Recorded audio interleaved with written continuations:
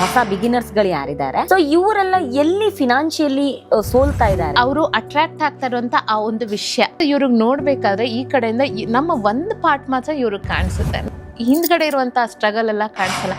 So ಎಲ್ಲೋ ಒಂದ್ ಕಡೆ ಈ ಎಕ್ಸ್ಪೆನ್ಸಿವ್ ಪ್ರಾಡಕ್ಟ್ಸ್ ಗಳು ಇಲ್ದೇನೆ ಈ ಮೇಕಪ್ ಇಂಡಸ್ಟ್ರಿಯಲ್ಲಿ ಸರ್ವೈವ್ ಆಗೋದು ಕಷ್ಟ ಅಂತ ಅನ್ಸುತ್ತೆ. ನಾನು ಪ್ರಾಡಕ್ಟು ಅಂತ ಹೇಳಲ್ಲ, ಕೈಯಲ್ಲಿ ನಿಮ್ಮ ಹತ್ರ ಪ್ರಾಪರ್ ಆಗಿರೋ ಸ್ಕಿಲ್ ಇದ್ರೆ ನೀವು ನಿಮ್ಮ ಅಮ್ಮನ ಬ್ಯಾಗಲ್ಲಿರೋ ವ್ಯಾನಿಟಿ ಬ್ಯಾಗಲ್ಲಿರುವಂತ ಮೇಕಪ್ ಪ್ರಾಡಕ್ಟ್ ಇಟ್ಕೊಂಡು ಕೂಡ ಮೇಕಪ್ ಮಾಡ್ಬೋದು. ಕುಲದ ಹೆಣ್ಮಕ್ಳ ಬ್ರೈಡಲ್ ಲುಕ್ ಇವತ್ತಿಗೆ ಎಷ್ಟು ಜನ ಹೆಣ್ಮಕ್ಳು ಅದನ್ನ ಫಾಲೋ ಮಾಡಕ್ ರೆಡಿ ಇದ್ದಾರೆ? ಇವಾಗ್ಲೂ ನಾನು ಈ ಕ್ಷತ್ರಿಯ ಹುಡುಗಿರಿಗೆ ಮಾತ್ರ ಹ್ಯಾಟ್ಸ್ ಆಫ್ ಹೇಳ್ಬೇಕು. ಒಂದ್ ಹುಡುಗಿ ಇದುವರೆಗೂ ನಾನು ಹಾಕೊಳ್ಳಲ್ಲ ಅಂತ ಹೇಳಿದ್ರೆ, ನನಗೆ ಬ್ರೈಡಲ್ ಮುಹೂರ್ತಂ ರೆಡಿ ಅಂತ ಹೇಳಿದ್ರೇನೆ ನನ್ನ ಮನೆ ಲಕ್ಷ್ಮಿನ್ ರೆಡಿ ಮಾಡೋದು ಒಂದೇ, ಆ ಹುಡುಗಿನ ರೆಡಿ ಮಾಡೋದು ಒಂದೇ. ಎಂತ ಸಿಚುವೇಶನ್, ಎಂತ ಜಾಗ, ನೀರಿರ್ಲಿ ನೀರಿಲ್ದೇ ಇರ್ಲಿ, ಒಂದ್ 4 ಬಾಟ್ಲಲ್ಲಾದ್ರೂ ನೀರ್ ಇಟ್ಕೊಂಡೋಗಿ ಸ್ನಾನ ಮಾಡ್ಕೊಂಡೋಗಿ ನಾನು ಆ ಬ್ರೈಡಲ್ ವರ್ಕ್ ಮಾಡಕ್ ಹೋಗೋದು. ಅದನ್ನ ಹೆಂಗೆ ಅದನ್ನ ತಯಾರು ಮಾಡೋದಕ್ಕೆ ಒಂದ್ ಬೇರೆ ಇದಿದ್ಯಾ, ವರ್ಗ? ಹೌದು. ಆ ರಾಗ್ಡೆ ಕುಚ್ಚನ್ನ ಅವ್ರ ಕಡೆ ವರ್ಗದವರೇ ರೆಡಿ ಮಾಡ್ತಾರೆ, ಅದನ್ನ ಗಂಡಿನ ಮನೆಯವ್ರು ಕೊಡ್ತಾರಪ್ಪ. ಗಂಡಿನ ಮನೆಯವರು ಪ್ರೆಸ್ಟೀಜ್ ಮೇಲೆ ಅದ್ರ ವೆಯ್ಟ್ ತಗೋಗುತ್ತೆ.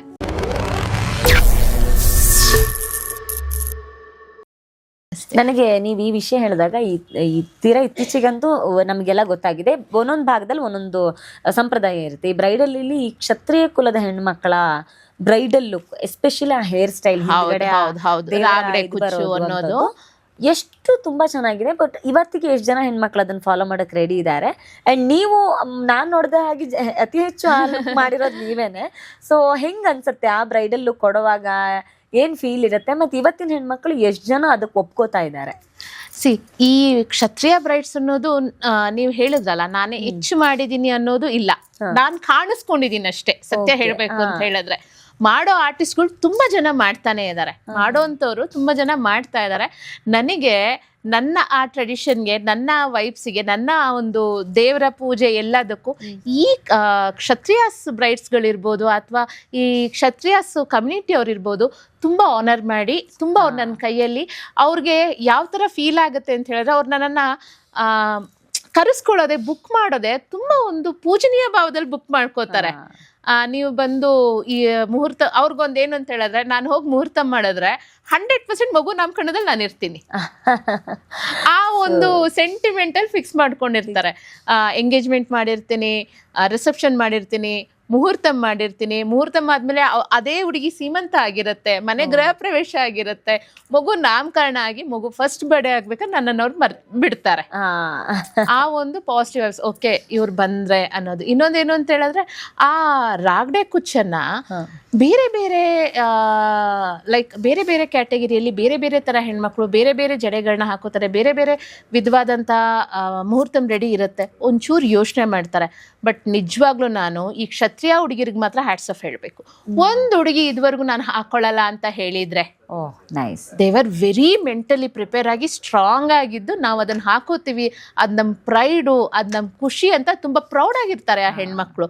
ಮತ್ತೆ ಆ ಹೆಣ್ಮಕ್ಳೆಲ್ಲ ಎಷ್ಟು ಚೆನ್ನಾಗಿ ಓದಿರ್ತಾರೆ, ಫಿನಾನ್ಷಿಯಲಿ, ಎಜುಕೇಶನ್ ವೈಸ್ ಎಲ್ಲವೂ ಸ್ಟ್ರಾಂಗ್ ಆಗಿರ್ತಾರೆ. ಒಂದ್ ಹೆಣ್ಮಗು ಇದ್ ನನಗ್ ಬೇಡ ಅಂತ ಹೇಳ ಇದುವರೆಗೂ ಯಾರೋ ಆ ತರ ಹೇಳಿದ್ದು ಇಲ್ಲ, ಮಾಡಿದ್ದು ಇಲ್ಲ. ತುಂಬಾ ಪ್ರೌಡಾಗಿ ಹಾಕೊಂಡು ತುಂಬಾ ಚೆನ್ನಾಗಿ ಅದನ್ನ ಕ್ಯಾರಿ ಮಾಡ್ತಾರೆ. ದೇವ್ರ ದಯೆಯಿಂದ ಆ ಕೆಲ್ಸ ನನ್ಗೆ ಇದುವರೆಗೂ ನನ್ಗೆ ಈ ಫೀಲ್ಡ್ಗೆ ಬಂದಿದ್ದು ತುಂಬಾ ಖುಷಿ ಕೊಡೋದು ಆ ಕ್ಷತ್ರಿಯ ಬ್ರೈಡ್ ಮಾಡ್ಬೇಕಾದ್ರೆ. ಕ್ಷತ್ರಿಯ ಬ್ರೈಡ್ ಅಂತಲ್ಲ, ಯಾವುದೇ ಬ್ರೈಡ್ಸ್ಗಳನ್ನ ಮಾಡೋದು ಅಂತಿದ್ರೆ, ನನಗೆ ಬ್ರೈಡಲ್ ಮುಹೂರ್ತಂ ರೆಡಿ ಅಂತ ಹೇಳಿದ್ರೇನೆ ನನ್ನ ಮನೆ ಲಕ್ಷ್ಮಿನ್ ರೆಡಿ ಮಾಡೋದು ಒಂದೇ, ಆ ಹುಡುಗಿನ ರೆಡಿ ಮಾಡೋದು ಒಂದೇ. ಎಂತ ಸಿಚುವೇಶನ್, ಎಂತ ಜಾಗ, ನೀರಿರ್ಲಿ ನೀರಿಲ್ದೇ ಇರ್ಲಿ, ಒಂದ್ 4 ಬಾಟ್ಲಲ್ಲಾದ್ರೂ ನೀರ್ ಇಟ್ಕೊಂಡೋಗಿ ಸ್ನಾನ ಮಾಡ್ಕೊಂಡೋಗಿ ನಾನು ಆ ಬ್ರೈಡಲ್ ವರ್ಕ್ ಮಾಡಕ್ ಹೋಗೋದು. ಅವರು ಅಷ್ಟು ಶುದ್ಧವಾಗಿ ಆ ಮಾಂಗಲ್ಯ ಅದಕ್ಕೆಲ್ಲ ಒಂದು ಪ್ರಿಫರೆನ್ಸ್ ಕೊಟ್ಟು ಅಷ್ಟು ನೀಟಾಗಿ ಪೂಜೆ ಮಾಡಿ ಶಾಸ್ತ್ರಬದ್ಧವಾಗಿ ಮಾಡ್ಬೇಕಾದ್ರೆ, ರಾತ್ರಿ ಹೇಗೋ ಮಲಗಿ ಎಲ್ಲೋ ಎದ್ದು ಯಾವುದೋ ಹಳೆ ಬಟ್ಟೆ ಹಾಕೊಂಡು ಮನೆಯಿಂದ ಹೋಗೋದಿದ್ರು ಕೂಡ ಬೆಳಗ್ಗೆ ನಾನು 2 ಗಂಟೆ 12 ಗಂಟೆಗೆ ಬಂದು ನಾನು 2 ಗಂಟೆಗೆ ಎದ್ದೋಗೋದಾದ್ರೂ ಕೂಡ 1 ಗಂಟೆಗೆ ಎದ್ದು ನಾನು ನನ್ನ ಸ್ನಾನ, ನನ್ನ ಪೂಜೆ ಏನಿದೆ ಮುಗಿಸ್ಕೊಂಡೇ ಬ್ರೈಡ್ ಮಾಡಕ್ಕೆ ಹೋಗೋದು. ಬ್ರೈಡ್ ಜಾಗದಲ್ಲಿ ಉಳ್ಕೊಂಡ್ರು ಕೂಡ ರಾತ್ರಿಯಲ್ಲಿ ನೀರಿನ ವ್ಯವಸ್ಥೆ ನೋಡ್ಕೋತೀನಿ. ಇಲ್ಲ ಅಂತ ಹೇಳಿದ್ರೆ ಒಂದು 5-6 ಬಾಟ್ಲು ಇದ್ರದ್ದು ಬಿಸ್ಲರಿ ನೀರಾದರೂ ತರಿಸಿಟ್ಕೊಂಡು ಸ್ನಾನ ಮಾಡಿಕೊಂಡೆ ನಾನು ಇದುವರೆಗೂ ನನ್ನ ಬ್ರೈಡ್ಸ್ಗಳನ್ನ ರೆಡಿ ಮಾಡಿರೋದು. ನನಗೆ ಈ ತರದ ಈ ಬ್ರೈಡ್ಸ್ಗಳ ವಿಚಾರ ಅಂತ ಬಂದಾಗ ನೀವು ರಾಗಡಿ ಕುಚ್ಚು ಅಂತ ಹೇಳಿದ್ರೆ, ಸೊ ಆ ಬ್ರೈಡಲ್ ತುಂಬಾ ವಿಶೇಷ ಅಂತ ಅನ್ಕೊಳ್ತೀನಿ. ಆ ಲುಕ್ಕು ತುಂಬಾ ಜನರಿಗೆ ಚಾಲೆಂಜಿಂಗ್ ಆಗಿರುತ್ತೆ. ಅದು ಎಷ್ಟು ವೆಯ್ಟ್ ಇರುತ್ತೆ ಆ ಕುಚ್ಚು, ಅದನ್ನ ತಯಾರು ಮಾಡೋದಕ್ಕೊಂದು ಬೇರೆ ಇದಿದ್ಯಾ, ವರ್ಗ ಇದೆಯಾ? ಹೌದು. ಆ ರಾಗಡೆ ಕುಚ್ಚನ್ನ ಅವ್ರ ಕಡೆ ವರ್ಗದವರೇ ರೆಡಿ ಮಾಡ್ತಾರೆ. ರಾಗಡೆ ಕುಚ್ಚು ರೆಡಿ ಮಾಡುವಂತ ಹೂವಿನ ಮಾರಾಟಗಾರ ಇರ್ತಾರೆ, ಅವರೇ ಅದನ್ನ ರೆಡಿ ಮಾಡ್ಕೊಡ್ತಾರೆ. ಆ ರಾಗಡೆ ಕುಚ್ಚು ವೇಟು ಸಾಧಾರಣವಾಗಿ ಅದನ್ನ ಗಂಡಿನ ಮನೆಯವ್ರು ಕೊಡ್ತಾರಪ್ಪ. ಗಂಡಿನ ಮನೆಯವರು ಪ್ರೆಸ್ಟೀಜ್ ಮೇಲೆ ಅದ್ರ ವೇಟ್ ತಗೋಗುತ್ತೆ. ಕೆಲವೊಂದ್ಸಲ ಕೆಲವೊಂದ್ ಗಂಡಿನ ಮನೆಯವರು ತುಂಬಾ ಜಡೆಬಿಲ್ಲೆಗಳನ್ನೆಲ್ಲ ಹಾಕ್ಸಿ, ಲಕ್ಷ್ಮಿನೆಲ್ಲ ಹಾಕ್ಸಿ, ತುಂಬಾ ದಪ್ಪ ದಪ್ಪ ಇರುವಂತಹ ಮಲ್ಲಿಗೆ ಮೊಗ್ಗುಗಳನ್ನೆಲ್ಲ ಹಾಕಿ ತುಂಬಾ ಗ್ರ್ಯಾಂಡ್ ಆಗಿ ಮಾಡ್ಕೊಡ್ತಾರೆ. ವೇಟ್ ಜಾಸ್ತಿ ಇರುತ್ತೆ. ನನ್ನ ಪ್ರಕಾರ ಒಂದು ಮಿನಿಮಮ್ ಆದ್ರೂ 6 kg ಇದ್ದೇ ಇರುತ್ತೆ. ಆ ಮ್ಯಾಕ್ಸಿಮಮ್ ನಾನು ಹೇಳದ್ನಲ್ಲ, ಆ ಗಂಡಿನ ಮನೆಯವರು ಪ್ರೆಸ್ಟೀಜ್ ಮೇಲೆ ಹೋಗುತ್ತೆ. ಅದು ಅವ್ರು ಎಷ್ಟು ಚೆನ್ನಾಗಿ ಮಾಡಿಸ್ಕೊಡ್ತಾರೆ ಅನ್ನೋದ್ರ ಮೇಲೆ ಡಿಪೆಂಡ್ ಆಗುತ್ತೆ. ಆದಷ್ಟು ರಾಗಡೆ ಕುಚ್ಚು ಕೂಡ ಆ ಒಂದು ಹೆಣ್ಮಗು ಇಲ್ಲೇನ್ ನೆತ್ತಿ ಮೇಲೆ ನಾವೇನು ಒಂದು ಫಿಕ್ಸಿಂಗ್ ಟೆಕ್ನಿಕಲ್ ಫಿಕ್ಸಿಂಗ್ ಮಾಡ್ತೀವೋ ಅದೇ ಟೆಕ್ನಿಕಲ್ ಅದು ಕೂತ್ಕೊಂಡಿರುತ್ತೆ. ಪ್ರತಿಯೊಂದು ಬ್ರೈಡ್ಸ್ಗಳು ಕೂಡ ಡಿಫ್ರೆಂಟ್ ಆಗಿ, ಮತ್ತೆ ಹಿಂದ್ಗಡೆ ಇಟ್ಕೊಳಕ್ ಜನ ಇರ್ತಾರೆ. ಒಂದ್ಸಲ ನಾನು ಇನ್ಸ್ಟಾಗ್ರಾಮ್ ಅಲ್ಲೂ ಹೇಳಿದ್ದೆ, ವೇಟ್ ಇರುತ್ತೆ, ಹಿಂದ್ಗಡೆ ಇಟ್ಕೊಳಕ್ ಜನ ಇರ್ತಾರೆ. ಫುಲ್ ಒಂದು ಹುಡುಗಿನ ರಾಗಡೆ ಕುಚ್ಚೆಲ್ಲ ಹಾಕಿ ರೆಡಿ ಮಾಡಿ ಇಟ್ಟಾಗ ಅವ್ರ ತಂದೆಯವ್ರು ಬಂದ್ಬಿಟ್ಟು, ಮಗಳೇ ನೀನು ಯಾರು ಇದನ್ನ ನೀನು ರಾಗಡೆ ಕುಚ್ಚನ್ನ ಇಟ್ಕೋಬಾರ್ದು, ನೀನೇ ಎತ್ಕೊಂಡು ನಡಿ, ನಿನ್ನಿಂದಾಗುತ್ತೆ ಅಂತ ಹೇಳಿದ್ರು. ಓಕೆಪ್ಪ ಅಂತ ಹೇಳ್ಕೊಂಡು ಅವಳೇ ಹಿಡ್ಕೊಂಡು ನಡೆದ್ಲು, ಹೋದ್ಲು, ಮುಂದೆ ಕೂತ್ಕೊಂಡ್ಲು. ಅವ್ರು ಇದುವರೆಗೂ ಆ ವರ್ಣಿಕುಲ ಈ ಕ್ಷತ್ರಿಯ ಹೆಣ್ಮಕ್ಳು ಏನಿದ್ದಾರೆ, ನಾನು ಇದುವರೆಗೂ ಮಾಡಿರುವ ಯಾವುದೇ ಬ್ರೈಡ್ಗಳು ಕೂಡ ಅದನ್ನ ಭಾರ ಅಂತ ಒತ್ತಿದ್ದೇ ಇಲ್ಲ. ಹಾಕಿದ ಕೂಡಲೇ ಒಂದು ಪ್ರೈಡ್ ಆಗಿ ಫೀಲ್ ಮಾಡ್ತಾರೆ. ಮತ್ತೆ ನಾನು ನೋಡ್ದಂಗೆ ಆ ಹೆಣ್ಮಗು ಎಷ್ಟೇ ಸುಸ್ತಾಗಿದ್ದು, ಹಾಕೊಳಕ್ಕಾಗಲ್ಲ, ರಿಸೆಪ್ಷನ್ ಲೇಟಾಗಿ ಮಲಗದೆ ಅನ್ನೋ ಫೀಲಿಂಗ್ ಇದ್ರೂ ಕೂಡ ರಾಗಡೆ ಕುಚ್ಚು ಕಟ್ಟಿದ ಕೂಡಲೇ ಅವ್ರಿಗೊಂದು ಪವರ್ ಬರುತ್ತೆ ನೋಡಿ. ಆ ಪವರ್ ಎಲ್ಲಿಂದ ಬರುತ್ತೆ ಅಂತಾನೆ ನನಗೆ ಗೊತ್ತಾಗಲ್ಲ ನೋಡಿ. ಅದು ಆ ಕಲ್ಚರ್ ಮೇಲಿರುವಂತ ಪ್ರೈಡು. ಮತ್ತೆ ನನ್ಗನ್ಸುತ್ತೆ ಏನೋ ಒಂದು, ಇವಾಗ ನಾವು ಕರ್ಗ ಕಟ್ಬೇಕಾದ್ರೆ ದೇವ್ರಿಗೊಂದು ಏನ್ ಪವರ್ ಬರುತ್ತೆ, ಆ ಪವರ್ ಆ ಹೆಣ್ಮಕ್ಳಲ್ಲಿ ಅವ್ರೆಷ್ಟೇ ಸಣ್ಣ ಇರ್ಲಿ, ಎಷ್ಟೇ ವೀಕ್ ಇರ್ಲಿ, ಹೇಗೆ ಇರ್ಲಿ, ಬರುತ್ತೆ ಅವ್ರಿಗೆ. ಅವ್ರು ಅದನ್ನ ಎತ್ತುತ್ತಾರೆ. ಸೊ ಸಾಮಾನ್ಯವಾಗಿ ಮೇಕವರ್ ಅಂತ ಬಂದಾಗ ಇತ್ತೀಚೆಗೆ ಭಾರತೀಯರಲ್ಲಿ ಬಹಳ ಹಿಂದಿನಿಂದ ಇದೆ ಫೇರ್ನೆಸ್ ಅಬ್ಸೆಷನ್. ಎಲ್ಲ ನಾನು ಬೆಳ್ಳಕ್ಕೆ ಕಾಣಿಸಿದ್ರೆ ಚೆನ್ನಾಗಿರ್ತೀನಿ ಅನ್ನೋದು, ಈ ಫೇರ್ನೆಸ್ ಅಬ್ಸೆಷನ್ ಅನ್ನೋದು ಮೇಕವರ್ ಆರ್ಟಿಸ್ಟ್ಗಳು ಬಂದ ಮೇಲೆ, ಈ ಮೇಕವರ್ ಅನ್ನೋ ಕಾನ್ಸೆಪ್ಟ್ ಬಂದ ಮೇಲೆ, ಅಪಾರ್ಟ್ ಫ್ರಮ್ ದ ಬ್ಯೂಟಿಷಿಯನ್, ಈ ಕಾನ್ಸೆಪ್ಟ್ ಬಂದ ಮೇಲೆ ಕಡಿಮೆ ಆಗಿದೆಯಾ, ಜಾಸ್ತಿ ಆಗಿದೆಯಾ ಅಂತ? ಕಡಿಮೆ ಆಗಿದೆ, ಖಂಡಿತವಾಗ್ಲೂ ಕಡಿಮೆ ಆಗಿದೆ. ಮೊದಲೆಲ್ಲ, ಇವಾಗ ನಾನೇ ಚಿಕ್ಕವಳು ಇರ್ಬೇಕಾದ್ರೆ, ನಮ್ಮ ಜೊತೇಲಿ ಇರ್ಬೇಕಾದ್ರೆ, ನೀನ್ ಬೆಳ್ಳಗಿದ್ಯಾ, ನೀನ್ ಕಪ್ಪಗಿದ್ಯಾ ಅನ್ನೋದೆಲ್ಲ ಇತ್ತು. ಇವಾಗ ಆ ಡಾರ್ಕ್ ಟೋರನ್ನು ಎಷ್ಟು ಬ್ಯೂಟಿಫುಲ್ ಆಗಿ ಮಾಡ್ಬೋದು ಅನ್ನೋದು ಮೇಕಪ್ ಇಂಡಸ್ಟ್ರಿ ಬಂದ್ಮೇಲೆ ಹೊರಗೆ ಬಂದಿದೆ. ನೀವು ಡಾರ್ಕ್ ಆಗಿದ್ರು ಕೂಡ, ಡಸ್ಕಿ ಇದ್ರೂ ಕೂಡ, ಚಾಕ್ಲೇಟ್ ಸ್ಕಿನ್ ಇದ್ರೂ ಕೂಡ ನೀವು ತುಂಬಾ ಸುಂದರವಾಗಿ ಕಾಣಿಸ್ಬೋದು ಅನ್ನೋದು, ಅವ್ರು ಆಲ್ರೆಡಿ ಸುಂದರವಾಗೇ ಇರ್ತಾರೆ, ಏನು ಮಾಡ್ಲಿಕ್ಕೆ ಏನಿರಲ್ಲ, ಬಟ್ ಇನ್ನೂ ಅವರು ಫೀಚರ್ಸ್ನ ಅನೌನ್ಸ್ ಮಾಡ್ಬೋದು ಅನ್ನೋದು ಗೊತ್ತಾಗಿದೆ ನನಗೆ. ಮತ್ತೆ ಇತ್ತೀಚಿಗಿನ ಹೆಣ್ಣು ಮಕ್ಕಳ ಜನ್ರೇಷನಲ್ಲಿ ನಾವು ಕಪ್ಪಾಗಿದ್ದೀವಿ, ಬೆಳ್ಳಗಿದ್ದೀವಿ ಅನ್ನೋ ಕಾಂಪ್ಲಿಕೇಶನ್ಸ್ ಇಲ್ಲ. ನಾವಿರೋದು ಹೀಗೆ ತುಂಬಾ ಒಂಥರ ಹಲವಾರು ಮಾಡರ್ನ್ ಆಗ್ತಾ ಹಲವಾರು ಎಷ್ಟು ನಮ್ಗೆ ಕೆಲವೊಂದು ಬದಲಾವಣೆಗಳು ಆಗ್ಬಾರ್ದು ಅಂತ ಇತ್ತೋ ಆಗೋಗಿದೆ. ಬಟ್ ಕೆಲವೊಂದು ಬದಲಾವಣೆಗಳು ಆಗಿರೋದು ಚೆನ್ನಾಗಿದೆ. ಅದೆಲ್ಲ ಒಂದಷ್ಟು ಬದಲಾವಣೆಗಳು ಬೇಕಿತ್ತು, ಎಕ್ಸೆಪ್ಟ್ ಮಾಡ್ಕೋಬೇಕಿತ್ತು. ಎಕ್ಸೆಪ್ಟ್ ಮಾಡ್ಕೊಳಕ್ ಆಗದೆ ಇರುವಂತದ್ದು ಹಲವಾರು ಬದಲಾವಣೆಗಳಿದೆ. ಬಟ್ ಎಕ್ಸೆಪ್ಟ್ ಮಾಡ್ಕೊಳ್ಬೇಕಾಗಿರುವಂತ ಈ ಕಲರ್ ವೇರಿಯೇಷನ್ ಇರ್ಬೋದು. ಇತ್ತೀಚೆಗೆ ಯಾರಿಗೂ ಹೆಣ್ಮಕ್ಳಿಗೆ ಅದು ಇಲ್ವೇ ಇಲ್ಲ. ನಾನಿರೋದು ಹೀಗೆ, ನನ್ನ ನೀವು ಚೆನ್ನಾಗಿ ತೋರಿಸಿ, ಅದ್ ನಿಮ್ ಕೆಲ್ಸ. ನಿಮ್ಮನ್ನ ಎಂತಕ್ಕೆ ನಾನು ಕರೆದಿರೋದು? ನನ್ನನ್ನು ಚೆನ್ನಾಗಿ ತೋರ್ಸಕ್ಕೆ. ನೀವು ನನ್ನನ್ನು ಚೆನ್ನಾಗಿ ತೋರಿಸಿ. ಯಾವುದೇ ಹೆಣ್ಮಕ್ಳು ಕೂಡ ಇತ್ತೀಚೆಗೆ ನಾನು ಡಾರ್ಕ್ ಆಗಿದ್ದೀನಿ, ನನ್ನನ್ನು ಬ್ರೈಟ್ ಮಾಡಿ ಅಂತ ಹೇಳ್ತಾ ಇಲ್ಲ.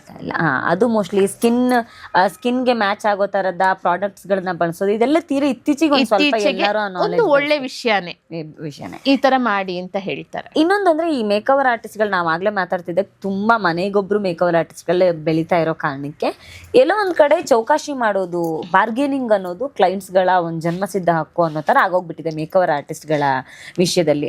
ಸೊ ಈ ತರ ವಿಷಯ ಬಂದಾಗ ಎಲ್ಲ ಒಂದ್ ಕಡೆ ಮೇಕವರ್ ಆರ್ಟಿಸ್ಟ್ಗಳಿಗೆ ಅದೊಂಥರ ಡಿಸ್ರೆಸ್ಪೆಕ್ಟ್ ಅಂತ ಅನ್ಸತ್ತಾ ಈ ಬಾರ್ಗೇನಿಂಗ್ ಅನ್ನೋದು? ಅದೇ ನಾನು ಹೇಳಿದ್ನಲ್ಲ, ಕಾರಣ ನಾವೇ ಇದನ್ನ ನಮಗ್ ತಂದಿಟ್ಕೊಂಡಂತ ಒಂದು ವಿಷಯ. ನಾವು ಒಂದು ಸ್ವಲ್ಪ ಯೂನಿಟಿ ಇಟ್ಕೊಂಡು, ನಮ್ಮದಲ್ಲಿ ಪ್ರೊಫೆಷ್ನಲ್ ಜೆಲಸ್ ಇಟ್ಕೊಳ್ದೆ ನಾವು ಒಂದು ಸ್ವಲ್ಪ ಯುನೈಟೆಡ್ ಆಗಿ ಇದ್ದಿದ್ರೆ ಈ ಪರಿಸ್ಥಿತಿಗೆ ನಾವಿವತ್ತು ಬರ್ತಾ ಇರಲಿಲ್ಲ. ಬಾರ್ಗೇನ್ ಏನಾಗಿದೆ ಅಂತ ಹೇಳಿದ್ರೆ, ಇವಾಗ ನಾನು ಹೇಳಕ್ ಹೋದ್ರೆ ಒಂದು 20 ಜನ ಸ್ಟೂಡೆಂಟ್ಸ್ನ ನಾನು ರೆಡಿ ಮಾಡಿ ಕಳ್ಸಿದ್ರೆ ನನ್ನ ಕೆಲಸನೇ ಅವ್ರು ಮಾಡ್ತಾ ಇದ್ದಾರೆ. ನಾನು ಅವ್ರನ್ನ ಚೆನ್ನಾಗಿ ಟ್ರೈನ್ ಮಾಡಿ ಕಳ್ಸಿದ್ದೀನಿ. ನಾನು 20,000 ಅಂತ ಹೇಳ್ಬೇಕಾದ್ರೆ ಅವ್ರು 2,000 ಚಾರ್ಜ್ ಮಾಡ್ಬೇಕಾದ್ರೆ ಕೆಲಸ ಒಂದೇ ತರ ಇರ್ಬೇಕಾದ್ರೆ ತಲೆ ಕೆಡಿಸ್ಕೊಳ್ಳೋ ಅವಶ್ಯಕತೆ ಏನಿದೆ? ಓಕೆ, ಸೊ ನಾವೇ ಆಪ್ಷನ್ ಅನ್ನ ಕೊಡ್ತಾ ಈ ಇದ್ದೀವಿ. ಆಪ್ಷನ್ ಅನ್ನ ಕೊಟ್ಟಿದ್ದೆ ಮೆಂಟರ್ ಆಗಿ ಟೀಚ್ ಮಾಡಿದಂತಹ ನಾವೇ ಒಂದು ಸ್ವಲ್ಪ ಯೋಚನೆ ಮಾಡಿರ್ಬೇಕು. ಅಂದರೆ ಇವರೆಲ್ಲ ದುಡಿತಾ ಇರೋದು ತಪ್ಪು ಅಂತ ನಾನು ಹೇಳ್ತಾ ಇಲ್ಲ, ಮಾಡ್ತಾ ಇರೋದು ತಪ್ಪು ಅಂತ ಹೇಳ್ತಾ ಇರಲಿಲ್ಲ. ಬಟ್ ನೀವು ಎಜುಕೇಷನ್ ವೈಸ್, ಟೀಚಿಂಗ್ ವೈಸ್ ಅಂತ ಬಂದಾಗ ಒಂದು ಕಾಲ್ ನಾವುಗಳು ತಗೊಂಡಿರ್ಬೇಕಿತ್ತು.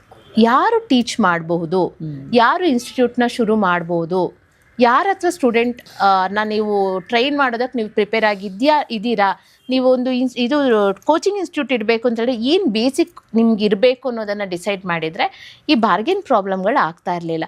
ಬಾರ್ಗೇನ್ ಎಲ್ಲಿ ಬಂತು? ಇವಾಗ ಒಂದು ಬ್ರೈಡಲ್ನ 20,000 ರೂಪಾಯಿಗೆ ಚಾರ್ಜ್ ಮಾಡಿದ್ರೆ ಪ್ರಾಕ್ಟೀಸ್ ಮಾಡೋಕ್ಕೆ ಜನಗಳು ಸಿಗದೆ ಫ್ರೀಯಾಗಿ ಹೋಗಿ ಬ್ರೈಡ್ಸ್ ಮಾಡಿಕೊಡ್ತಾ ಇದ್ದಾರಲ್ಲ. ಟ್ರಾವೆಲಿಂಗ್ ಕೊಡಿ, ನಾನು ಬಂದು ನಿಮ್ಮ ಹತ್ರ ಕಲಿತೆ, ನೀವು ನನಗೆ ಹೇಳ್ಕೊಟ್ರಿ, 50,000 ಕೊಟ್ಟು ಪ್ರಾಡಕ್ಟ್ ತೊಗೊಂಡಾಯ್ತು, ಆ ಪ್ರಾಡಕ್ಟ್ನಾದರೂ ಯಾರ ಮೇಲೆ ಹಾಕಿ ಪ್ರಾಕ್ಟೀಸ್ ಮಾಡಲಿ? ಪ್ರಾಕ್ಟೀಸ್ ಮಾಡೋಕ್ಕಾದ್ರೂ ಫೇಸ್ ಬೇಕಲ್ಲ. ಸೊ ಎಲ್ಲೋ ಒಂದ್ ಕಡೆ ಈ ಎಕ್ಸ್ಪೆನ್ಸಿವ್ ಪ್ರಾಡಕ್ಟ್ಸ್ಗಳು ಇಲ್ದೇನೆ ಈ ಮೇಕಪ್ ಇಂಡಸ್ಟ್ರಿಯಲ್ಲಿ ಅಂದ್ರೆ ಸರ್ವೈವ್ ಆಗೋದು ಕಷ್ಟ ಅಂತ ಅನ್ಸುತ್ತಾ? ಎಕ್ಸ್ಪೆನ್ಸಿವ್ ಪ್ರಾಡಕ್ಟ್ಸ್ಗಳು ಅಷ್ಟು ಇಂಪಾರ್ಟೆಂಟಾ? ಎಕ್ಸ್ಪೆನ್ಸಿವ್ ಪ್ರಾಡಕ್ಟ್ ಖಂಡಿತವಾಗ್ಲೂ ಕೈಯಲ್ಲಿ ಸ್ಕಿಲ್ ಇರಬೇಕಷ್ಟೇ. ನಾನು ಪ್ರಾಡಕ್ಟು ಅಂತ ಹೇಳಲ್ಲ, ಕೈಯಲ್ಲಿ ನಿಮ್ಮ ಹತ್ರ ಪ್ರಾಪರ್ ಆಗಿರೋ ಸ್ಕಿಲ್ ಇದ್ರೆ ನೀವು ನಿಮ್ಮ ಅಮ್ಮನ ಬ್ಯಾಗಲ್ಲಿರೋ ವ್ಯಾನಿಟಿ ಬ್ಯಾಗಲ್ಲಿರುವಂಥ ಮೇಕಪ್ ಪ್ರಾಡಕ್ಟ್ ಇಟ್ಕೊಂಡು ಕೂಡ ಮೇಕಪ್ ಮಾಡ್ಬೋದು. ಪ್ರಾಡಕ್ಟ್ಗಳಿಂದಲೇ ಎಲ್ಲ ಆಗುತ್ತೆ ಅಂತ ಹೌದು, ಕೆಲವೊಂದು ಪ್ರಾಡಕ್ಟ್ಗಳು ಬೇಕು ಇಲ್ಲ ಅಂತ ಹೇಳಲ್ಲ, ಬಟ್ 100% ಸ್ಕಿಲ್ ಬೇಕು. ಇದು ನೀವು ಒಂದು ಮಾಡೇ ಮಾಡ್ತೀನಿ ಅನ್ನೋ ಒಂದು ಕಾನ್ಫಿಡೆಂಟ್ ಇರಬೇಕು, ಇದ್ರೆ ಮಾಡ್ಬೋದು. ಕ್ಲೈಂಟ್ ಹ್ಯಾಂಡ್ಲಿಂಗ್ ಗೊತ್ತಿರಬೇಕು, ಅವ್ರ ಮೈಂಡ್ ರೀಡ್ ಮಾಡಿ ಅವ್ರು ಯಾವ ಥರ ರಿಯಾಕ್ಟ್ ಮಾಡ್ತಾರೆ, ಹೆಂಗೆ ನಗಾಡ್ತಾರೆ, ಅವ್ರಿಗೆ ಏನು ಪ್ರಾಬ್ಲಮ್ ಆಗಿದೆ. ಇವಾಗ ಒಂದು ಕ್ಲೈಂಟ್ ಬಂದು ನನ್ನ ಚೇರಲ್ಲಿ ಕೂತ್ ಕೂಡಲೇ ಅವ್ರಿಗೆ ಹಲವಾರು ಪ್ರಾಬ್ಲಮ್ಸ್ ಇರುತ್ತೆ, ಮನೇಲಿ ಇನ್ನೂ ಜಗಳ ಇರುತ್ತೆ. ಇತ್ತೀಚೆಗಂತೂ ಬ್ರೈಡ್ಸು ರೆಡಿ ಆಗಬೇಕು ಅಂತ ಹೇಳ್ಕೊಂಡು ಬಂದು ಕೂತ್ಕೊಂಡ್ರು ಅಂತ ಹೇಳಿದ್ರೆ, ಚೇರ್ ಮೇಲೆ ಏನಾದರೂ ಕೂತ್ರು ಅಂತ ಹೇಳಿದ್ರೆ ಕಂಪ್ಲೀಟ್ ಅರೇಂಜ್ಮೆಂಟ್ಸ್ ಬ್ರೈಡ್ಸೇ ಮಾಡ್ಕೊಂಡಿರ್ತಾರೆ. ಇಡೀ ಮದುವೆ ಜವಾಬ್ದಾರಿನೇ ಅವ್ರ ಮೇಲೆ ಇರುತ್ತೆ. ಅವರನ್ನ ಹ್ಯಾಂಡ್ಲ್ ಮಾಡಿ, ಅವರನ್ನು ಸಮಾಧಾನ ಮಾಡಿ, ಅಮ್ಮ ಬಂದು ಚೌಲಿ ಎಲ್ಲಿದೆ ಅಂತ ಕೇಳಿದ್ರೆ, ಅಣ್ಣ ಬಂದು ಪ್ಯಾಂಟ್ ಎಲ್ಲಿದೆ ಅಂತ ಕೇಳ್ತಾನೆ, ಅಪ್ಪ ಬಂದು ಶೂಸ್ ಎಲ್ಲಿದೆ ಅಂತ ಕೇಳ್ತಾರೆ. ಇದೆಲ್ಲವನ್ನೂ ಹೆಣ್ಮಗು ಹ್ಯಾಂಡ್ಲ್ ಮಾಡ್ತಾ ಇರುತ್ತೆ. ಬಿಕಾಸ್ ನಾನು ಹೇಳೋದು, ಹೆಣ್ಮಕ್ಳು ಅಷ್ಟೊಂದು ಸ್ಟ್ರಾಂಗ್ ಆಗಿ ಎಲ್ಲವನ್ನ ಹ್ಯಾಂಡ್ಲ್ ಮಾಡ್ತಾ ಇದ್ದಾರೆ. ಮೊದಲು ನಾವು ಮಾಡಬೇಕಿತ್ತು ಮದುವೆ, ಇವಾಗ ಅವರೇ ಮಾಡ್ಕೋತಾ ಇದ್ದಾರೆ. ಹಾಗಾಗಿ ಅದನ್ನೆಲ್ಲ ಹ್ಯಾಂಡ್ಲ್ ಮಾಡಿ ಅವರನ್ನು ಕೂರಿಸಿ ಮೇಕೋರ್ ಮಾಡೋದು ಅನ್ನೋದು ಕೂಡ ಒಂದು ಟಾಸ್ಕೇ ನಮಗೆ. ನನಗೆ ಈ ಸಾಮಾನ್ಯವಾಗಿ ಈಗ ಇತ್ತೀಚೆಗೆ ಕಲಿತಾ ಇರೋಂತಹ ಹೊಸ ಬಿಗಿನರ್ಸ್ಗಳು ಯಾರಿದ್ದಾರೆ, ಸೊ ಇವರೆಲ್ಲ ಎಲ್ಲಿ ಫಿನಾನ್ಷಿಯಲಿ ಸೋಲ್ತಾ ಇದ್ದಾರೆ ಅಂತ? ಈಗ ನೀವಾಗಲೇ ಹೇಳಿದ್ರೆ 2,000 ರೂಪಾಯಿಗೂ ಮಾಡ್ತಾ ಇದ್ದಾರೆ. ಸೊ ಎಲ್ಲ ಥರ, ಸೊ ಅವ್ರು ಹಾಕಿ 1 ಲಕ್ಷ 1.5 ಲಕ್ಷ ಕೊಟ್ಟು ಕೋರ್ಸ್ ಕಲಿತು ಲಕ್ಷಾಂತರ ರೂಪಾಯಿ ಪ್ರಾಡಕ್ಟ್ಸ್ ತೊಗೊಂಡು ಎಲ್ಲಿ ಫಿನಾನ್ಷಿಯಲಿ ಸೋಲ್ತಾ ಇದ್ದಾರೆ? ಈ ಕಾಂಪಿಟೇಷನ್ನ ಅವ್ರಿಗೂ ಬ್ರೇಕ್ ಮಾಡಬೇಕು ಅಂತ ಅನ್ನಿಸ್ತಾ ಇಲ್ವಾ? ಎಲ್ಲಿ ಫಿನಾನ್ಷಿಯಲಿ ಸೋಲ್ತಾ ಇದ್ದಾರೆ ಅಂತ ಹೇಳಿದ್ರೆ, ಅವರು ಅಟ್ರಾಕ್ಟ್ ಆಗ್ತಾ ಇರುವಂಥ ಆ ಒಂದು ವಿಷಯ. ಇವಾಗ ಯಾರಾದರೂ ಒಂದು ಹೆಣ್ಮಗು ಇವತ್ತು ಬೆಳಗ್ಗೆ ಕೂಡ ನನಗೆ ಕಾಲ್ ಮಾಡಬೇಕಾದ್ರೆ ಒಂದು ಆಲ್ಮೋಸ್ಟ್ ಅವರಿಗೆ 45 ಆಗಿದೆ. ಹೌದು, 45 ಆಗಿದೆ. ಕಾಲ್ ಮಾಡಿ ಹೇಳಿದ್ರು, ನಾನು ನಿಮ್ಮ ಹತ್ರ ಮೇಕಪ್ ಕಲಿಬೇಕು ಅಂತ ಹೇಳ್ಕೊಂಡು ಬರ್ತಾ ಇದ್ದೀನಿ. ನಾನು ಅಂದೆ, ಹೌದಾ? ಫಸ್ಟ್ ಕೇಳೋದು ನಾನು ಏನು ಗೊತ್ತಾ, ಮನೇಲಿ ಯಾರೆಲ್ಲ ಇದ್ದೀರಾ? ನಮ್ಮ ಮನೇಲಿ 4 ಜನ ಇದ್ದೀರಿ. ನನ್ನ ದೊಡ್ಡ ಮಗ ಇಂಜಿನಿಯರಿಂಗ್ ಇದ್ದಾರೆ, ಮಗಳು ಮುಂದಿನ ವರ್ಷ SLC ಹೋಗ್ತಾ ಇದ್ದಾಳೆ. ಒಂದು ಸ್ವಲ್ಪ ಪ್ರಾಬ್ಲಮ್ ಇದೆ, ನಾನು ಬೇಕಾದ್ರೆ ನನ್ನ ಒಡವೆಗಳನ್ನೆಲ್ಲ ಅಡ ಇಟ್ಬಿಟ್ಟು ಬಂದ್ಬಿಟ್ಟು ನಾನು ಮೇಕಪ್ ಕಲಿತೀನಿ. ಒಡವೆಗಳನ್ನ ಅಡ ಇಟ್ಟು ಬಂದು ಇಲ್ಲಿ ಕಲಿಯುವಂಥದ್ದು ಏನೂ ಇಲ್ಲ, ನೀವು ಅಲ್ಲೇ ಇರಿ. ಒಡವೆ ಆದರೂ ಉಳ್ಕೊಳ್ಳೋ ಚಾನ್ಸಸ್ಗಳಿರುತ್ತೆ. ಅವ್ರ ಮನೆ ಸಿಚುವೇಶನ್ನ ಈ ಹೆಣ್ಮಕ್ಳು ಫಸ್ಟು ಡಿಸೈಡ್ ಮಾಡ್ಕೊಳ್ಳಲ್ಲ. ಇಲ್ಲಿ ನಿಂತ್ಕೊಂಡು ಹೊರಗಡೆ ನೋಡ್ತಾರಾ, ಓಕೆ ಇವ್ರು ಹೋಗ್ತಾ ಇದ್ದಾರೆ, ಇವ್ರು ತುಂಬ ಲಕ್ಷ ಸಂಪಾದನೆ ಮಾಡ್ತಾ ಇದ್ದಾರೆ, ನಮ್ಮವರು ಸುಮ್ಮನಿರಲ್ವಾ? ಮೊಬೈಲ್ ತಗೊಂಡ್ರೆ ಹಾಕ್ತೀವಿ, ಸೀರೆ ತಗೊಂಡ್ರೆ ಹಾಕ್ತೀವಿ, ಬಿದ್ದರೆ ಹಾಕ್ತೀವಿ, ಎದ್ರೆ ಹಾಕ್ತೀವಿ, ಟ್ರಿಪ್ ಹೋದ್ರೆ ಹಾಕ್ತೀವಿ, ಎಲ್ಲವೂ ಹಾಕ್ತೀವಿ. ಬಟ್ ನೀವು ಹೇಳಿದ್ರಲ್ಲ, ಮೇಕಪ್ ಇಂಡಸ್ಟ್ರಿ ಡಾರ್ಕ್ ಸೈಡ್ ತೋರಿಸಲ್ಲ. ನಮ್ಮ ಡಾರ್ಕ್ ಸೈಡ್ ತೋರಿಸಿದ್ರೇ ವ್ಯೂವರ್ಸ್ಗೆ ಗೊತ್ತಾಗೋಗುತ್ತೆ. ಪಾಪ ಇವ್ರು ಏನು ಪ್ರಾಬ್ಲಮ್ ಇದಲ್ಲ, ಏನು ಕಷ್ಟ ಮಾಡ್ತಾರೆ, ಎಷ್ಟು ಕಷ್ಟಪಡ್ತಾ ಇದ್ದಾರೆ. ಇವಾಗ ಯಾರು ಮನೆ ಗುಡ್ಸಲ್ಲ, ಯಾರು ಪಾತ್ರೆ ತೊಳಿಯಲ್ಲ, ಅದನ್ನ ನಾವು ಹಾಕಲ್ವಲ್ಲ. ಸೊ ಇವ್ರಿಗೆ ನೋಡ್ಬೇಕಾದ್ರೆ ಈ ಕಡೆಯಿಂದ ನಮ್ಮ ಒಂದು ಪಾರ್ಟ್ ಮಾತ್ರ ಇವ್ರಿಗೆ ಕಾಣಿಸುತ್ತೆ, ಹಿಂದ್ಗಡೆ ಇರುವಂಥ ಸ್ಟ್ರಗಲ್ ಎಲ್ಲ ಕಾಣಿಸಲ್ಲ. ಸೊ ಇವ್ರಿಗೆ ಏನಾಗುತ್ತೆ, ಒಂದು ಟ್ರಾನ್ಸ್ಫಾರ್ಮೇಶನ್ ಸಿಗುತ್ತೆ ಅಂತ ಹೇಳ್ಕೊಂಡು ಕೈಯಲ್ಲಿ ಇಲ್ಲದೆ ಇರೋ ದುಡ್ಡನ್ನ ಆ ಕಡೆ ಈ ಕಡೆ ಇರೋ ಎಲ್ಲ ದುಡ್ಡುಗಳನ್ನೆಲ್ಲ ಎತ್ಕೊಂಡ್ಬಂದು 1 ತಿಂಗಳೇನೋ ಮೇಕಪ್ ಕಲಿತು ಪ್ರಾಡಕ್ಟ್ನ ಎತ್ಕೊಂಡ್ಬಿಡ್ತಾರೆ. ಬಟ್ ಆ ಪ್ರಾಡಕ್ಟ್ ಎಲ್ಲ ಎತ್ಕೊಂಡು ಆದಮೇಲೆ ಮೇಕಪ್ ಮಾಡೋಕ್ಕೆ ಸಮಯ ಎಲ್ಲಿರುತ್ತೆ? ಮನೇಲಿ ಮಗು ಇರುತ್ತೆ, ಬೆಳಗ್ಗೆ ಬಿಟ್ಟೋಗೋಕ್ಕಾಗಲ್ಲ, ರಾತ್ರಿ ಲೇಟಾಗಿ ಬಂದರೆ ಮನೇಲಿ ಬೈತಾರೆ, ಮನೇಲಿರುವಂಥ ಕಮಿಟ್ಮೆಂಟ್ಸ್ಗಳು, ಇದನ್ನೆಲ್ಲ ಬ್ಯಾಲೆನ್ಸ್ ಮಾಡ್ಕೊಳ್ಳೋಕ್ಕೆ ಆಗದೆ ಮೇಕಪ್ ಕಲ್ತ್ಕೊಂಡಾಗ ಅವ್ರು ಫಿನಾನ್ಷಿಯಲಿ ಸೋಲ್ತಾರೆ. ಮೇಕಪ್ ನೀವು ಮಾಡಬೇಕು ಅಂತ ಹೇಳಿದ್ರೆ ಫ್ಯಾಮಿಲಿ ಸಪೋರ್ಟ್ ತುಂಬ ಇಂಪಾರ್ಟೆಂಟ್.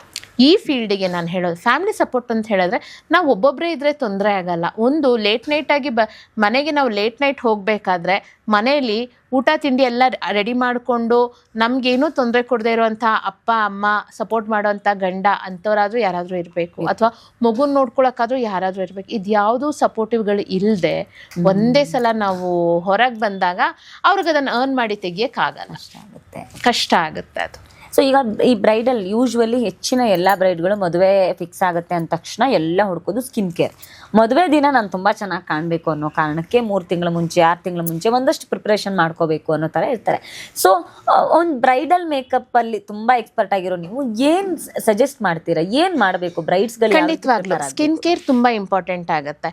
ನಾವು ಯಾವುದೇ ಒಂದು ವಿಷಯನ ಹೊರಗಡೆಯಿಂದ ಮುಖಕ್ಕೆ ಮೇಕಪ್ ಹಾಕಿದಿರಲಿ ಮಾಡಿದ್ದಿರಲಿ ಏನೇ ಮಾಡಿದ್ರು ಕೂಡ ನಾವು ಒಳಗಡೆಯಿಂದ ನಾವು ಯಾವ ರೀತಿ ಸ್ಕಿನ್ನನ್ನು ಆ ಮೇಕಪ್ ಮುಂಚೆ ಪ್ರಿಪೇರ್ ಮಾಡಿಟ್ಟಿರ್ತೀವಿ ಅನ್ನೋದು ತುಂಬಾ ಮುಖ್ಯ ಆಗುತ್ತೆ.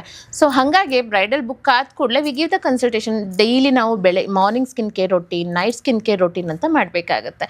ಅದರಲ್ಲಿ cleanser, toner, moisturiser, sunscreen, lip balm, ಇದು 4 ಸ್ಟೆಪ್ಗಳು ನಾವು ಕಂಪಲ್ಸರಿ ಮಾಡಿದ ಮೇಲೇ ನಾವು ಬೆಳಗ್ಗೆ ಹೊರಗೆ ಹೋಗಬೇಕಾಗುತ್ತೆ. ರಾತ್ರಿ ನಮ್ಮ ಮುಖದಲ್ಲಿರುವಂಥ ಮೇಕಪ್ನೆಲ್ಲ ರಿಮೂವ್ ಮಾಡಿ ಒಂದೊಳ್ಳೆ ಮಾಯ್ಶ್ಚರೈಸರು, ಸಿರಮ್ನ ಹಾಕಿ ನಾವು ಮಲಗಬೇಕಾಗುತ್ತೆ. ಈ ಕ್ಲೆನ್ಸಿಂಗು, ಟೋನಿಂಗು, ಮಾಯ್ಶ್ಚರೈಸರು, ಸನ್ಸ್ಕ್ರೀನು ಇದು ನಮ್ಮ ಸ್ಕಿನ್ನಿಗೆ ತಕ್ಕ ಹಾಗೆ ನಾವು ಪ್ರಾಡಕ್ಟ್ನ ಸೆಲೆಕ್ಟ್ ಮಾಡ್ಕೋಬೇಕಾಗುತ್ತೆ. But skin care is compulsory, ಮಾಡಲೇಬೇಕು. Skin care compulsory. ಅವರು ಆ ದಿನ ತುಂಬ ಸ್ಪೆಷಲಾಗಿ ಕಾಣಿಸ್ಬೇಕು ಅಂತ ಹೇಳಿದ್ರೆ ಒಂದಿನ ಅವ್ರು ತಗೊಳ್ಳೋವಂಥ ನೀರು ಇರ್ಬೋದು, ಒಂದು 3 ಲೀಟರ್ಸ್ ಆಫ್ ನೀರು, 3 ಲೀಟರ್ ನೀರು ಕಂಪಲ್ಸರಿ ತಗೊಳ್ಳೇಬೇಕು. ಇದನ್ನೆಲ್ಲ ಫಾಲೋ ಮಾಡಿದಾಗ ನಾವು ಏನೇ ಮೇಕಪ್ ಸುಮ್ಮನೆ ಹಿಂಗೆ ಮಾಡಿದ್ರು ಸಖತ್ತಾಗಿ ಕಾಣಿಸ್ತಾರೆ. ಅವ್ರ ಕಾನ್ಫಿಡೆನ್ಸ್, ಅವ್ರ ಚಾರ್ಮು ತುಂಬ ಇಂಪಾರ್ಟೆಂಟ್. ಲೈಕ್ ಹೆಲ್ತಿ ವೈಸು ತುಂಬ ಇಂಪಾರ್ಟೆಂಟು. ಸ್ಕಿನ್ ಅನ್ನೋದು, ಸ್ಕಿನ್ನಿನ ಆ ಒಂದು ಹೆಲ್ತ್ ಕೂಡ ತುಂಬ ಇಂಪಾರ್ಟೆಂಟ್. ಅವ್ರು ಅದನ್ನು ಬ್ಯಾಲೆನ್ಸ್ ಮಾಡಬೇಕಾಗುತ್ತೆ. ಅವರು ಈ ಸಾಮಾನ್ಯವಾಗಿ ಈ ಬ್ರೈಡ್ಗಳು ವಿಷಯ ಅಂತ ಬಂದಾಗ ಒಂದು ಸಮಯದ ಗೊಂದಲ ಅಭಾವ ತುಂಬ ಇರುತ್ತೆ, ಶಾಸ್ತ್ರಗಳಿಗೆ ಪ್ರೆಷರ್ ಇರುತ್ತೆ, ಮತ್ತೆಲ್ಲ ಇರುತ್ತೆ. ಸೊ ಮೇಜರ್ಲಿ ಒಬ್ಬ ಮೇಕವರ್ ಆರ್ಟಿಸ್ಟ್ ಆಗಿ ಯಾವ್ದು ಮೊದಲು ಗೆಲ್ಬೇಕು? ಹೆಣ್ಮಗಳ ಮದುಮಗಳ ಪ್ರಿಫರೆನ್ಸಸ್ ಮದುವೆ ದಿನ ಹಿಂಗೆ ಕಾಣಬೇಕು ಅನ್ನೋ ಪ್ರಿಫರೆನ್ಸ್ ಗೆಲ್ಬೇಕಾ, ಅಥವಾ ಶಾಸ್ತ್ರಗಳು, ಸಂಪ್ರದಾಯಗಳು, ಆಚರಣೆಗಳು ಗೆಲ್ಬೇಕಾ? ಶಾಸ್ತ್ರಗಳು, ಸಂಪ್ರದಾಯಗಳು, ಆಚರಣೆಗಳು. ನಾನು ಮೇಕಪ್ ಆರ್ಟಿಸ್ಟ್ ಆಗಿದ್ರು ಕೂಡ ನಾನು ಫಸ್ಟ್ ಪ್ರಿಫರೆನ್ಸ್ ಅಂತ ನಾನು ಎರಡನ್ನೂ ಒಟ್ಟಿಗೆ ಮಾಡಲಿಕ್ಕೆ ಪ್ರಯತ್ನ ಪಟ್ಟು 100% ನಾನು ಇದುವರೆಗೂ ಅದನ್ನು ಕೊಟ್ಟಿದ್ದೀನಿ. ಬಟ್ ಶಾಸ್ತ್ರ ಸಂಪ್ರದಾಯ ಮೊದಲು ಗೆಲ್ಲಬೇಕು ಅಂತ ಅನ್ಕೋತೀನಿ. ಯಾಕಂದರೆ ಆ ಶಾಸ್ತ್ರ ಸಂಪ್ರದಾಯಗಳು ನಡೆಸುವಂಥ ವೈಬ್ ಇದು ಒಂದೇ ಸಲ. ಮದುವೆ, ಮಾಂಗಲ್ಯ ಕಟ್ಟೋದು, ಈ ಶಾಸ್ತ್ರಗಳು ಒಂದು ಹೆಣ್ಮಗುಗೆ ಒಂದೇ ಸಲ ನಡೆಯುವಂಥ ಒಂದು ಸ್ಪೆಷಲ್ ಈವೆಂಟು. ಅದಕ್ಕೆ ತುಂಬ ಒತ್ತು ಕೊಡಬೇಕು ಅಂತ ಅನ್ಕೋತೀನಿ ನಾನು. ಅದಕ್ಕೆ ಬಟ್ ಏನು ಅಂತ ಹೇಳಿದ್ರೆ ಇತ್ತೀಚೆಗೆ ಹೆಣ್ಮಕ್ಳು ಎಲ್ಲವನ್ನು ಬ್ಯಾಲೆನ್ಸ್ ಮಾಡ್ತಾ ಇದ್ದಾರೆ. ಆಸ್ ಎ ಬ್ರೈಡ್ ಇಷ್ಟೊತ್ತಿಗೆ ಮುಗಿಯುತ್ತೆ, ನನ್ಗೆ ಇಲ್ಲಿಂದ ಇಷ್ಟೊತ್ತಿಗೆ ಟೈಮ್ ಬೇಕು, ಅಪ್ಪ ಬಂದಾಗ ಇಲ್ಲ ನಾನು ರೆಡಿಯಾಗಿ ಬರಬೇಕು ಅಂತ ಹೇಳೋಂಥ ವಿಷಯಗಳು ತುಂಬ ನಡೆದಿದೆ. ಒಂದು ಮದುವೆ ನನಗಿನ್ನೂ ತುಂಬ ಚೆನ್ನಾಗಿ ಜ್ಞಾಪಕ ಇದೆ. ಕ್ಲಾಕ್ ಎಕ್ಸೋಟಿಕ್ ಅಲ್ಲಿ ನಡೆದಂಥ ಒಂದು ಮದುವೆ, ಒಂದು ದೊಡ್ಡ ಪೊಲಿಟಿಷಿಯನ್ ಮದುವೆ ಅದು. ಅವಳದು ಹಲವಾರು ಚೇಂಜಸ್ಸು, ಹಲವಾರು ಎಲ್ಲ ಇದ್ವು. ಮುಹೂರ್ತದ ದಿನ ಏನಾಯಿತು ಅಂತ ಹೇಳಿದ್ರೆ ಆಕೆಗೆ ರೆಡಿ ಆಗ್ಲಿಕ್ಕೆ ಸಮಯನೇ ಸಿಗಲಿಲ್ಲ. ರೆಡಿಯಾಗಿ ಹೋಗಲೇಬೇಕಿತ್ತು. ಬಂದ್ಲು ಪಟ ಅಂತ ರೆಡಿ ಮಾಡಿ ಮನೆಯವರೆಲ್ಲ ಇದು ಬಲವಂತ ಮಾಡಿದ್ರು. ನಾವು ಕೂಡ ಹೆಣ್ಮಕ್ಳು ಹೇಗಿದ್ದಾರೆ ಅಂತ ಹೇಳ್ಕೊಂಡು ನಾವು ಕೂಡ ರೆಡಿ ಮಾಡಿ ಆಕೆನ ಮಂಟಪಕ್ಕೆ ಕಳಿಸಾಯಿತು. ಮದುವೆನೂ ಮುಗೀತು. ಅವಳು ಅಂದ್ಕೊಂಡಿರೋ ಲುಕ್ನ ಅವತ್ತು ಕ್ರಿಯೇಟ್ ಮಾಡ್ಲಿಕ್ಕೆ ನಮ್ಮಿಂದ ಆಗಲಿಲ್ಲ. ಆಲ್ಮೋಸ್ಟ್ ಒಂದು 10 ನಿಮಿಷ. ಬಟ್ ಮಾಂಗಲ್ಯ ಧಾರಣೆ ಮಾಡೋಕ್ಕೆ ಏನು ಬೇಕೋ ಆ ಮೇಕವರಲ್ಲಿ ಅವಳು ಹೋದ್ಲು. ಬಟ್ ಅದೇ ಹುಡುಗಿ 15 ದಿನ ಬಿಟ್ಟು, ದೊಡ್ಡ ಪೊಲಿಟಿಷಿಯನ್ ಮನೆ ಅಲ್ವಾ, ಅದೇ ಡೆಕೋ ಅದೇ ಇದನ್ನ ಮತ್ತೆ ರೀಕ್ರಿಯೇಟ್ ಮಾಡಿ ಮತ್ತೆ ನಾವು ರೆಡಿ ಮಾಡಿ ಆ ಫೋಟೋ ಶೂಟ್ ಮತ್ತೆ ನಡೀತು.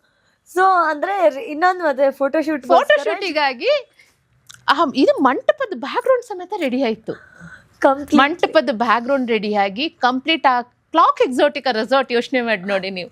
ಆ ರೆಸಾರ್ಟ್ನ ಹೈಯರ್ ಮಾಡಿ ಅದೇ ರೂಮಲ್ಲಿ ಅವಳು ರೆಡಿಯಾಗಿ ಒಂದಕ್ಕೊಂದಕ್ಕೆ ಸಿಂಕ್ ಮಾಡಿ ಕಂಪ್ಲೀಟ್ ರೀಕ್ರಿಯೇಷನ್ ಆಯ್ತು.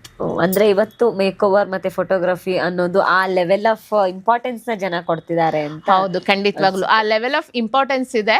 ಬಟ್ ನನಗೆ ಒಂದ್ ಸ್ವಲ್ಪ ಶಾಸ್ತ್ರ ಸಂಪ್ರದಾಯದ ಮೇಲೆ ಒಲವು ಜಾಸ್ತಿ. ಅದನ್ನು ಬ್ಯಾಲೆನ್ಸ್ ಮಾಡ್ಕೊಂಡು ಇದನ್ನು ಬ್ಯಾಲೆನ್ಸ್ ಮಾಡ್ಕೊಂಡೆ ನಾನು ನನ್ನ ಬ್ರೈಡ್ ನ ತಗೊಂಡೋಗಿ ನಿಲ್ಸೋದು. ನನಗೆ ಶಾಸ್ತ್ರನೂ ಇಂಪಾರ್ಟೆಂಟು, ನೀವು ಚೆನ್ನಾಗಿ ಕಾಣಬೇಕು, ಎರಡನ್ನು ಬ್ಯಾಲೆನ್ಸ್ ಮಾಡಿಕೊಂಡೆ ಅವ್ರೋಗಿ ಅಲ್ಲಿ ನಿಂತ್ಕೊಳ್ಳೋ ರೀತಿ ಅದನ್ನು ತುಂಬ ಕ್ಲೀನಾಗಿ ನಾನು ಯೋಚನೆ ಮಾಡ್ಕೊಂಡು ಪ್ಲ್ಯಾನ್ ಮಾಡಿಕೊಂಡೇ ಮಾಡ್ತೀನಿ. ಸೊ ಅದಕ್ಕೆ ಬೇಕಾಗಿರೋ ಪ್ರಿಪ್ರೇಷನ್ಸ್ ಎಲ್ಲ ಮುಂಚೆನೇ ಮಾಡ್ಕೊ. ಖಂಡಿತವಾಗ್ಲೂ ಅದಕ್ಕೆ ಯಾವ ರೀತಿ ಪ್ರಿಪ್ರೇಷನ್ ಮಾಡ್ಕೋಬೇಕು, ಅವ್ರ ಹತ್ರ ಹೆಂಗೆ ಮಾತಾಡಿರಬೇಕು, ನಾವು ಹೆಂಗೆ ಪ್ರಿಪೇರ್ ಆಗಬೇಕು, ಅಲ್ಲಿ ಹೋಗಿ ಸಿಚುವೇಶನ್ ನೋಡಿದಾಗಲೇ ಗೊತ್ತಾಗಿ ಹೋಗುತ್ತೆ. ಮತ್ತು ನಾನು ಯೂಶ್ವಲಿ ಬ್ರೈಡಲ್ ಮೇಕ್ ಓವರ್ ತೊಗೋಬೇಕಾದ್ರೆ ಬ್ರೈಡ್ನ ಮಾತ್ರ ತೊಗೊಂಡಿರ್ತೀನಿ. ಹಲವಾರು ಬುಕ್ಕಿಂಗ್ಸ್ಗಳನ್ನ ಒಂದೇ ದಿನ 2-3 ಬುಕ್ಕಿಂಗ್ಸ್ಗಳನ್ನೆಲ್ಲ ನಾನು ತಗೊಳ್ಳಲ್ಲ. ಒಂದೇ ಬ್ರೈಡ್ ಲೈಕ್ ಹೌದು, ಆವಾಗ ಏನಾಗುತ್ತೆ ಅವ್ರಿಗೆ ತೊಂದರೆ ಆಗಲ್ಲ. ನನ್ನ ಅರ್ನಿಂಗ್ ಪರ್ಪಸ್ ಮಾತ್ರ ನಾನು ಯೋಚನೆ ಮಾಡಿದ್ರೆ ಅವರ ಸ್ಪೆಷಲ್ ಇವೆಂಟ್ನ ಹಾಳು ಮಾಡೋದಕ್ಕೆ ನಂಗೆ ಇಷ್ಟ ಆಗಲ್ಲ. ಅದ್ರಲ್ಲಿ ತುಂಬ ಕಾನ್ಸಂಟ್ರೇಟೆಡ್ ಆಗಿರ್ತೀನಿ. ತುಂಬ ಪ್ರೀತಿಯಿಂದ ಎಲ್ಲ ಕ್ಲೈಂಟ್ಗಳು ಅಪ್ಕೋತಾರೆ ಕರೆದು. ನಾನು ಇವಾಗ ಏನಾದರೂ ಅಲ್ಲಿ ಅವ್ರ ಮದುವೆ ಮನೇಲಿ ಇದ್ದಾಗ ಅವ್ರಿಗೆ ಅರ್ಶಿನ ಕುಂಕುಮ ಬೆಳಗ್ಗೆ ಅಲ್ಲೇ ಸ್ಟೇ ಮಾಡಬೇಕಾದಂಥ ಪರಿಸ್ಥಿತಿ ಬಂದಾಗ ಏನಾಗುತ್ತೆ ಅಂತ ಹೇಳಿದ್ರೆ ಅವ್ರಿಗೆ ರಾತ್ರಿ ಅರ್ಶಿನ ಇಡೋಕ್ಕೆ ಅಥವಾ ಅರ್ಶಿನ ಹಚ್ಚಕ್ಕೆ ಜನಗಳ ಶಾರ್ಟೇಜ್ ಇರ್ತೀನಿ. ನಾನು ನೀಟಾಗಿ ನಾನೇ ಹೋಗಿ ಅರ್ಶಿನ ಹಚ್ಚೋದು, ತಟ್ಟೆ ಇಟ್ಕೊಳ್ಳೋದಿರ್ಬೋದು, ಅರ್ಶಿನ ಕುಂಕುಮ ಕೊಡೋದಿರ್ಬೋದು, ಎಲ್ಲವೂ ತುಂಬ ಪ್ರೀತಿಯಿಂದ ಮಾಡಿಸ್ಕೋತಾರೆ. ನಾನು ಖುಷಿಯಿಂದ ಮಾಡ್ತೀನಿ. ಅರ್ಶಿನ ಕುಂಕುಮ ಕೊಡದೆ ಕೂಡ ಯಾರು ಇದುವರೆಗೂ ಕಳಿಸಲ್ಲ. ಕೂರಿಸಿ ಅರ್ಶಿನ ಕುಂಕುಮ ಕೊಟ್ಟು ಒಳ್ಳೆ ರಿಟರ್ನ್ ಗಿಫ್ಟ್ ಸಿಗುತ್ತೆ ನನಗೆ. ಎಲ್ಲ ಮದುವೆ ಮನೆಯಿಂದ ಒಳ್ಳೆ ರಿಟರ್ನ್ ಗಿಫ್ಟ್ ಸಿಗುತ್ತೆ ನನಗೆ. ಆ ರಿಟರ್ನ್ ಗಿಫ್ಟ್ಗಳಿರ್ಬೋದು ತುಂಬ ಪ್ರೀತಿಯಿಂದ ನೋಡ್ಕೋತಾರೆ. ಅಂದರೆ ನಾನೇನು ಹೇಳೋದು, ಇವಾಗ ಆ್ಯಸ್ ಅ ಮೇಕಪ್ ಆರ್ಟಿಸ್ಟ್ ನಾನು ಆಗ್ಬಿಟ್ಟು ನಾನು ಕೂತ್ಕೊಂಡು ತುಂಬ ಕಷ್ಟ ಇದೆ ನನಗೆ ಈ ಫೀಲ್ಡು, ಬೆಳಗ್ಗೆ 5 ಗಂಟೆಗೆ ಎದ್ದೋಗಬೇಕು, 6 ಗಂಟೆಗೆ ಹೋಗಿ ಮಾಡಬೇಕು, ಅವ್ರು ಹಂಗೆ ಮಾತಾಡ್ತಾರೆ, ಇವ್ರು ಹಿಂಗೆ ಮಾತಾಡ್ತಾರೆ, ಎಷ್ಟೊಂದು ಕಷ್ಟ ಇದೆ. ಯಾರು ಹೇಳಿದ್ರು ಮಾಡೋಕ್ಕೆ ನನಗೆ? ನಾನು ಸುಮ್ಮನೆ ಮನೇಲಿ ಇದ್ದಿರ್ಬೋದಿತ್ತಲ್ಲ. ಅವ್ರಾಗ ಬಂದು ಬುಕ್ಕಿಂಗ್ ತಗೊಳ್ಳಿ ಅಂತ ನನ್ನನ್ನು ಕೇಳಿದ್ರ, ನಾನು ತಾನೇ ಇನ್ಸ್ಟಾಗ್ರಾಮಲ್ಲಿ ಬನ್ನಿ ನನ್ನನ್ನು ಬುಕ್ ಮಾಡಿ ಅವಾಗ ನಾನು ಇದನ್ನು ಎಂಜಾಯ್ ಮಾಡ್ಕೊಂಡು ನಾವು ಮಾಡಬೇಕು ಅಂತ ನನಗನ್ಸುತ್ತೆ. ನಾವಾಗೇ ಆಯ್ಕೆ ಮಾಡ್ಕೊಂಡಿರೋ ಪ್ರೊಫೆಷನ್ ನನಗೆ ಗೊತ್ತಲ್ಲ ಇದು ಹಿಂಗಿರುತ್ತೆ ಅಂತ. ಸೊ ನಾನು ಬೇರೆಯವ್ರನ್ನ ಇದ್ರಲ್ಲಿ ಜಾಸ್ತಿಯಾಗಿ ಬ್ಲೇಮ್ ಮಾಡಲ್ಲ. ನಾನು ಆ ಟೈಮಿಗೆ ತಕ್ಕ ಹಾಗೆ ನಾನು ಯಾವತ್ತೂ ಬೆಳಗ್ಗೆ ಅಷ್ಟೊತ್ತಿಗೆ ಎದ್ದೋಗ್ತೀನಿ, ಕಷ್ಟಪಡ್ತೀನಿ. ಯಾರು ಹೇಳಿದ್ರ ಕಷ್ಟಪಡಕ್ಕೆ ನನಗೆ? ನಾನು ಪಡಲಿಲ್ಲ ಅಂದರೆ ಇನ್ನೊಬ್ರು ಇದ್ದಾರೆ ಮಾಡ್ತಾರೆ. ಎಸ್, ಕರೆಕ್ಟ್ ಅಲ್ವಾ ನಾನು ಹೇಳ್ತಾ ಇರೋದು? ನಾನು ಇಷ್ಟಪಟ್ಟು ನಾನಾಗಿ ಮಾಡಬೇಕು. ಲೈಕ್ ಅರ್ನಿಂಗ್ ವೈಸ್ ಇರ್ಬೋದು, ಎಲ್ಲದರಲ್ಲೂ ಈ ಫೀಲ್ಡ್ ಬಗ್ಗೆ ಅಂತೂ ನಾನು ಖಂಡಿತವಾಗ್ಲೂ ತಪ್ಪಾಗಿ ಮಾತಾಡಲ್ಲ. ಫೀಲ್ಡು ತುಂಬ ಚೆನ್ನಾಗಿದೆ. ಬಟ್ ನೀವು ಅದನ್ನು ಹೆಂಗೆ ತಗೋತೀರಾ, ಹೆಂಗೆ ನಡ್ಸ್ಕೊಂಡು ಹೋಗ್ತೀರಾ, ನಿಮ್ಮ ಪ್ರೆಸೆಂಟೇಬಲ್ ಹೇಗಿರುತ್ತೆ, ಹೇಗೆ ಜನಗಳು ನಿಮ್ಮನ್ನು ಅಪ್ಕೋತಾರೆ ಅನ್ನೋದು ತುಂಬ ಇಂಪಾರ್ಟೆಂಟ್ ಆಗುತ್ತೆ. ಇನ್ನು ನನ್ನ ವಿಷಯದಲ್ಲಿ ನನ್ನ ಫೀಲ್ಡಲ್ಲಿ ನನಗೆ ತುಂಬ ದೊಡ್ಡ ಕ್ವೆಶನ್ ಮಾರ್ಕ್ ಆಗಿ ನನಗೆ ತುಂಬ ತೊಂದರೆ ಕೊಟ್ಟಿದ್ದು ಅಂತ ಅನ್ಸೋದು ನನ್ನ ಪ್ರಕಾರ ನನ್ನ ಕಾಸ್ಟ್ಯೂಮೇ ಅಂತ ಅನ್ಕೋತೀನಿ. ಸೀರೆ ಉಟ್ಕೊಂಡಿದ್ಯಾ ನಿಂಗೇನು ಬರಲ್ಲ, ಸೀರೆ ಉಟ್ಕೊಂಡಿದ್ಯಾ ನಿಂಗೇನು ಗೊತ್ತಿಲ್ಲ, ಸೀರೆ ಉಟ್ಕೊಂಡು ಬರಬೇಡ, ಸೀರೆ ಉಟ್ಕೊಂಡು ಹೆಂಗೆ ಮಾಡ್ತೀಯಾ ಅನ್ನೋದು ಒಂದು ದೊಡ್ಡ ಕ್ವೆಶನ್ ನನ್ನ ವಿಷಯದಲ್ಲಿ ಇತ್ತು. ಬಟ್ ಅದೇ ವಿಷಯನೇ ನನಗೊಂದು ಒಳ್ಳೆ ಜಾಗನ ತಂದುಕೊಟ್ಟಿದೆ. ಅದರಲ್ಲಿ ಇನ್ನೊಂದು ಮಾತಿಲ್ಲ. ಸೊ ಈ ಬ್ರೈಡಲ್ ಮೇಕವರು ಎಲ್ಲಾನು ಯೂಶ್ವಲ್ ಆಗಿ ಎಲ್ಲರೂ ಮಾಡ್ತಾರೆ, ರಿಸೆಪ್ಷನ್ ಲುಕ್ ಎಲ್ಲ ಮಾಡ್ತಾರೆ. ಬಟ್ ಇತ್ತೀಚೆಗೆ ತುಂಬ ಟ್ರೆಂಡಲ್ಲಿರುವಂಥದ್ದು ಕಿಡ್ಸ್ ಶೂಟ್ಗಳು. ಪುಟ್ ಮಕ್ಕಳು ಮೇಕವರ್ ಮಾಡಿಸ್ಕೊಳ್ತಾ ಇರೋದು, ಅದ್ರ ಹಿಂದೆ ಒಂದಷ್ಟು ಕಾನ್ಸೆಪ್ಟ್ ಬಿಲ್ಡ್ ಮಾಡ್ತಾ ಇರೋದು, ಆ ಫೋಟೋಶೂಟ್ಸ್ಗಳು ಸಿಕ್ಕಾಪಟ್ಟೆ ಟ್ರೆಂಡ್ ಆಗ್ತಾ ಇದೆ. ಸೊ ಇದ್ರ ಬಗ್ಗೆ ಏನು ಹೇಳ್ತೀರಾ? ಇದು ತುಂಬ ಒಂದು ಪುಟ್ಟದಾಗಿ ಶುರುವಾದಂಥ ಒಂದು ವಿಷಯ, ತುಂಬ ಖುಷಿ ಕೊಡುವಂಥ ಒಂದು ಶೂಟ್ಸ್ ಇದೆಲ್ಲ ನನಗೆ. ಈ ಶೂಟ್ ಬೇಸಿಕಲಿ ಶುರುವಾಗಿದ್ದು ನನ್ನ ಮಗಳಿಂದ. ಅವಳನ್ನ ಎಲ್ಲ ಥರ ದೇವ್ರ ಥರ ರೆಡಿ ಮಾಡಬೇಕು ಅಂತ ನವರಾತ್ರಿ ಕಾಮಾಕ್ಷಿ, ವಿಶಾಲಾಕ್ಷಿ, ರೇಣುಕಾ ಯಲ್ಲಮ್ಮ ಈ ರೀತಿ ಎಲ್ಲ ಅಲಂಕಾರಗಳನ್ನು ಮಾಡಿದ್ವಿ. ಆ ಅಲಂಕಾರನ ನೋಡಿ ನನಗೆ ಖಂಡಿತವಾಗ್ಲೂ ಪ್ಯಾರೆಂಟ್ಸ್ ಇಷ್ಟೊಂದು ಇಂಟ್ರೆಸ್ಟೆಡ್ ಆಗಿ ನಮ್ಮ ವೆಸ್ಟರ್ನ್ ಶೂಟ್ ಬಿಡಿ ಎಲ್ಲರೂ ಮಾಡಿಸ್ತಾರೆ, ನಮ್ಮ ಕಲ್ಚರ್ಗೆ ಡೈವರ್ಟ್ ಆಗ್ತಾರೆ ಅಂತ ನಾನು ಅಂದ್ಕೊಂಡೇ ಇರಲಿಲ್ಲ. ಎಷ್ಟು ಎನ್ಕ್ವೈರಿಗಳು, ಎಷ್ಟೊಂದು ಮಕ್ಕಳನ್ನ ದೇವ್ರ ಥರ ನೋಡೋದಕ್ಕೆ ಎಲ್ಲ ವಿಧವಾದ ಮಹಾಲಕ್ಷ್ಮಿ ಥರ ಮಾಡಿಸ್ಕೊಳ್ಳೋದು, ಅವ್ರ ಮನೆ ದೇವ್ರ ಥರ ಮಾಡಿಸ್ಕೊಳ್ಳೋದು, ಕೃಷ್ಣನ ಥರ ಮಾಡಿಸ್ಕೊಳ್ಳೋದು, ತುಂಬ ಎನರ್ಜೆಟಿಕ್ ಆಗಿ ತುಂಬ ಪ್ರೀತಿಯಿಂದ ಮಕ್ಕಳನ್ನ ಕರ್ಕೊಂಬರ್ತಾರೆ. ಇನ್ನೊಂದು ನಮ್ಮ ಜಾಗದಲ್ಲಿ ಕಿಶೂಟ್ ಮಕ್ಕಳನ್ನ ರೆಡಿ ಮಾಡಬೇಕಾದ್ರೆ ಇವಾಗ ನಾನೊಂದು ಮಹಾಲಕ್ಷ್ಮಿನ ಮಾಡ್ತಾ ಇದ್ದೀನಾ ಅಥವಾ ಒಂದು ಕಾಮಾಕ್ಷಿನ ಮಾಡ್ತಾ ಇದ್ದೀನಿ, ಯಾವುದೇ ಒಂದು ದೇವರ ಕ್ಯಾರೆಕ್ಟರ್ ಮಾಡಬೇಕಾದ್ರು ಅವ್ರು ಯಾರು, ಅವರು ಹೇಗೆ, ಅವರ ಕತೆ ಏನು, ಅವರ ಹಿನ್ನೆಲೆ ಏನು ಅಂತ ಹೇಳಿ ಎಕ್ಸ್ಪ್ಲೇನ್ ಮಾಡಿ ಕತೆ ಹೇಳ್ಕೊಂಡು ಮಾಡಬೇಕಾದ್ರೆ ಮಕ್ಕಳು ಆ ಕ್ಯಾರೆಕ್ಟರ್ ಜೀವ್ಸೋಕ್ಕೆ ಶುರು ಮಾಡ್ತಾರೆ. ಅಷ್ಟೇ ಅಲ್ಲದೆ ಆ ಕಿರೀಟ ಅದೆಲ್ಲ ತುಂಬ ವೆಯ್ಟ್ ಇರುತ್ತೆ, ಕಮ್ಮಿ ವೆಯ್ಟ್ ಏನೂ ಇರಲ್ಲ. ಆ ಕಿರೀಟ ಎಲ್ಲ ಹಾಕೊಂಡು ಕೂರಿಸಿ ಆ ಫೋಟೋಶೂಟ್ ಮಾಡಬೇಕಾದ್ರೆ ಎಲ್ಲ ತಂದೆ ತಾಯಿಗಳು ಕೂತ್ಕೊಂಡು ಅಳ್ತಾರೆ ಅವ್ರವ್ರ ಮಗುನ ನೋಡಿಕೊಂಡು ಭಾವುಕರಾಗಿ. ಅಯ್ಯೋ ನನ್ನ ಮಗು ಹಿಂಗೆ ದೇವ್ರ ಥರ ಹಿಂಗೆ ಮಾಡಿದ್ದೀರಲ್ಲ ಅಂತ ಮಾಡ್ತಾರೆ. ಮತ್ತು ನನ್ನ ಕೈಯಲ್ಲಿ ನೀವು ಎಂಥ ತರಲೆ ಮಗುನ ಕೊಟ್ಟರು ನಾನು ರೆಡಿ ಮಾಡಿ ಕೊಡಿಸ್ತೀನಿ, ಮಕ್ಕಳನ್ನ ಆರಾಮಾಗಿ ಕೈಗೆ ತೊಗೊಂಡು ರೆಡಿ ಮಾಡಿ ಕೊಡಿಸ್ತೀನಿ. ಇದು ನಮ್ಮ ಸಂಸ್ಕೃತಿ ಏನಿದೆ, ನಮ್ಮ ಸಂಪ್ರದಾಯ ಏನಿದೆ, ಅದನ್ನು ಹೊರಗೆ ಬರೋದಕ್ಕೆ, ಅದನ್ನು ಮಕ್ಕಳಲ್ಲಿ ತುಂಬಿಸ್ಕೊಳ್ಳೋದಕ್ಕೆ ಒಂದೊಳ್ಳೆ ಒಂದು ಆಪರ್ಚುನಿಟಿ ಅಂತ ಅನ್ನಿಸ್ತು ನನಗೆ. ಅದೇ ಚಿಕ್ಕ ಮಕ್ಳಿಗೆ ಹೇಳ್ಕೊಟ್ಬಿಟ್ರೆ ಅದು ಅವ್ರ ಮನಸ್ಸಲ್ಲಿ ಉಳ್ಕೊಳ್ಳುತ್ತೆ ಅಂತಾರಲ್ಲ, ಹಾಗಾಗಿ ಮಕ್ಕಳು ತುಂಬ ಇಂಟ್ರೆಸ್ಟೆಡ್ ಇದ್ದಾರೆ.